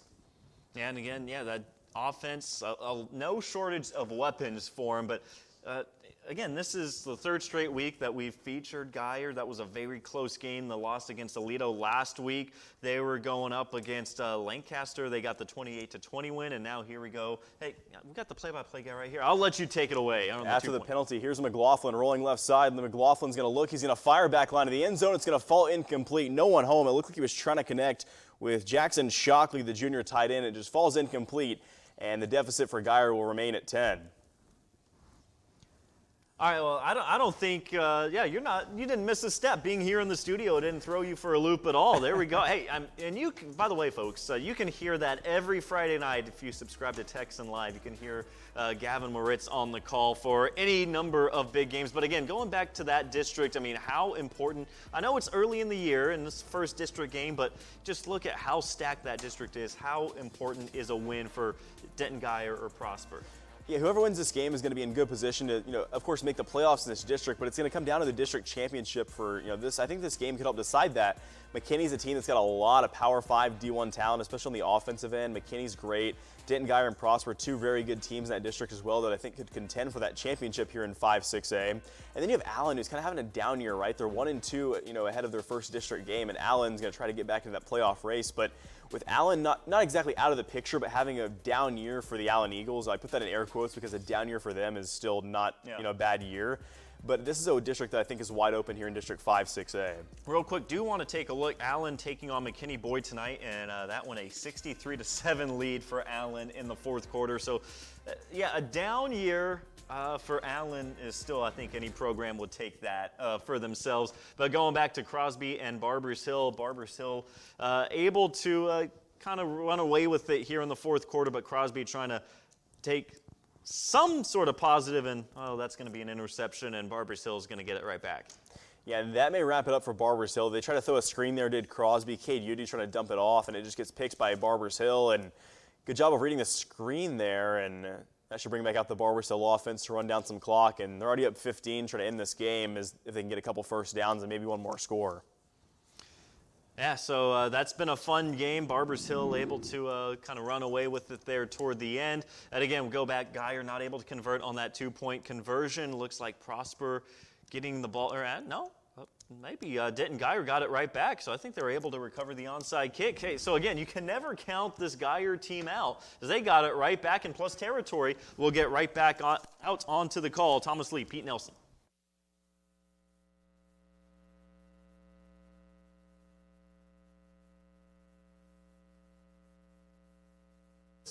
Oh my goodness, again, you can't count them out. The Wildcats, another wild play. Gavin, take it away, oh my gosh. That's Logan McLaughlin, the senior quarterback for Denton Guyer, doing it himself. And if you don't have anyone open, what do you do if you're an athletic quarterback? You tuck and run, and Logan McLaughlin gets it done, and Denton Guyer not going away just yet. Man, how large does that 2-point conversion the last time? That's looming large now for Guyer.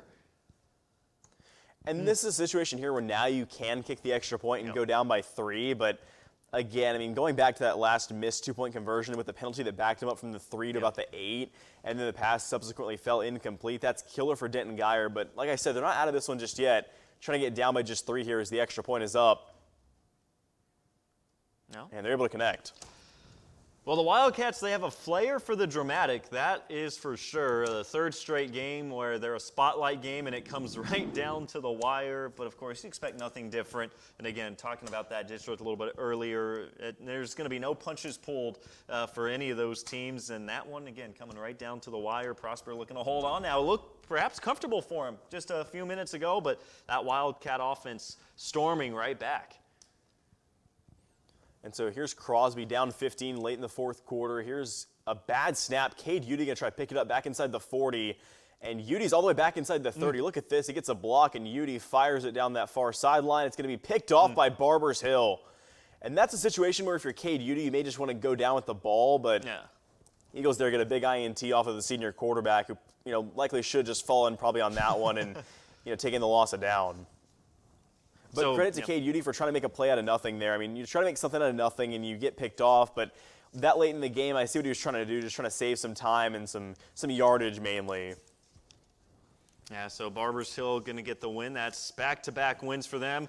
That game last year, not as high-scoring and not as one-sided. That was a 28-27 win, but that was a big win there for Barbers Hill.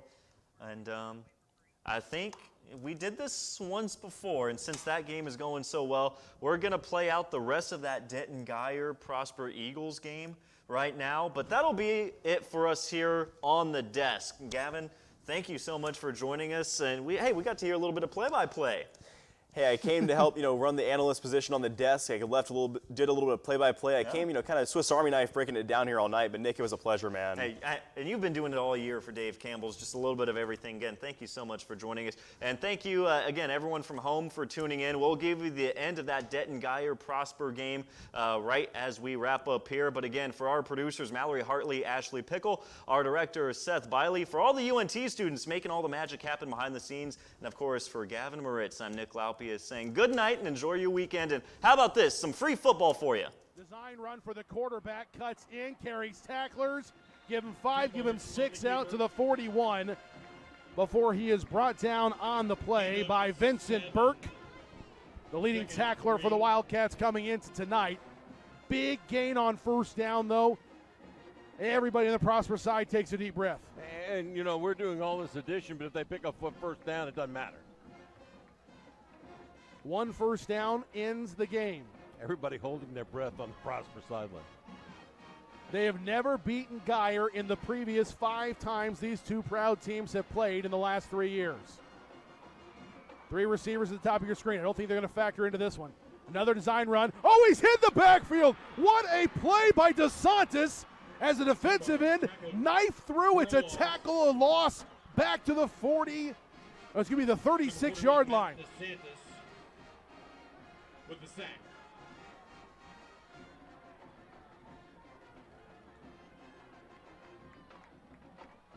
There's going to be, doing quick math here, I'm trying to do the same 20 thing. seconds or so probably for Geyer if they don't pick up a first down.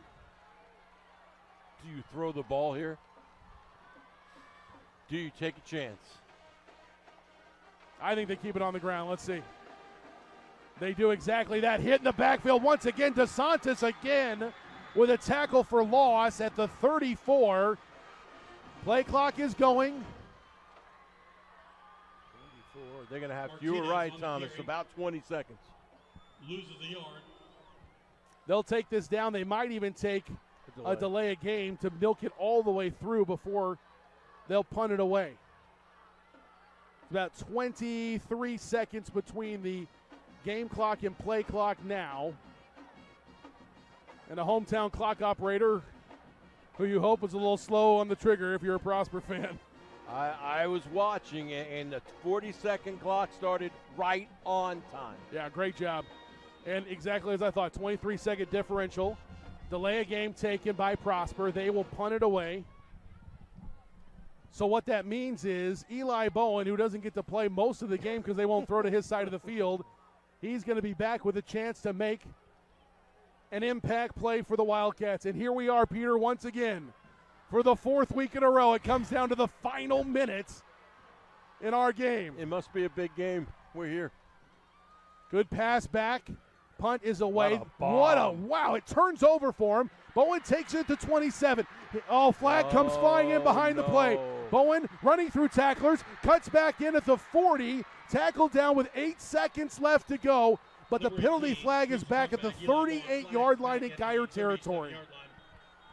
Block in the back, and it's going to come all the way back to the 38. And if anybody's going to make a play, we were talking about sitting next to the Geyer coaching staff up here. I kind of looked over your shoulder. They all stood up when Eli caught that punt, and they almost out-kicked the punt coverage. Best punt we have seen tonight for either side. That thing turned over in the air like you want it to. The problem was, as you just mentioned, he out-kicked his coverage, and Bowen with a great return, but all for naught as it looks like it's going to be brought back. What a huge call that is made on the block in the back, but it was an obvious call. I saw it. It was right there at the 38-yard line. The defender holding the call against the Wildcats. One of the Prosper defenders was making great progress down the field, and the block was in the back, and it was just a huge block, and he had to be trying to make a play, and you make that block. Sometimes it's not called, and he's running away from the play, and the flag came out. Let's see what Geyer has in store here. Now the Prosper fans come to their feet. 8 seconds left. One play? Unless you get out of bounds real fast. I think you got to think one play here. Pass over the middle or a run at all, and that'll probably be the final tick. 8 seconds left. Rush coming for Prosper. He's hit as he throws. It's incomplete. Clock stops with 3 seconds left. What a rush by the Prosper front four, collapsing the pocket. It's Laird Hansen Felter, the young man going to the airport, that came in with his hands up and knocked the ball down, and here it comes. This will be, unless there's a defensive penalty, this should be the last play of the game. 3 seconds left. Can Prosper finally knock off Geyer? Stepping up in the pocket, throws a deep pass left side. It is caught, lateral back, angling the other side of the 45. He is hit and hammered down from behind. The game-saving tackle. A vicious one made by big Colin Freeman. And for the first time in this rivalry, Prosper defeats Geyer by a score of 31-28.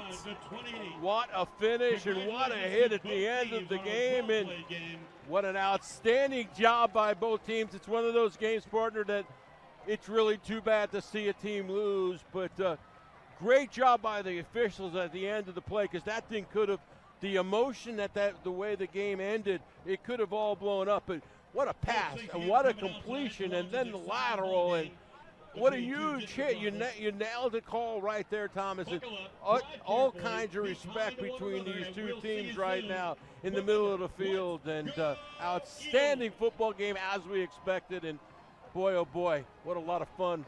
What a great game. Well, you figure Allen will make the playoffs because, well, they're Allen. You figure these two teams make it. So the question is, do they meet in the state quarterfinals for the third time in the last 4 years? Or will they be split like last year into different divisions and have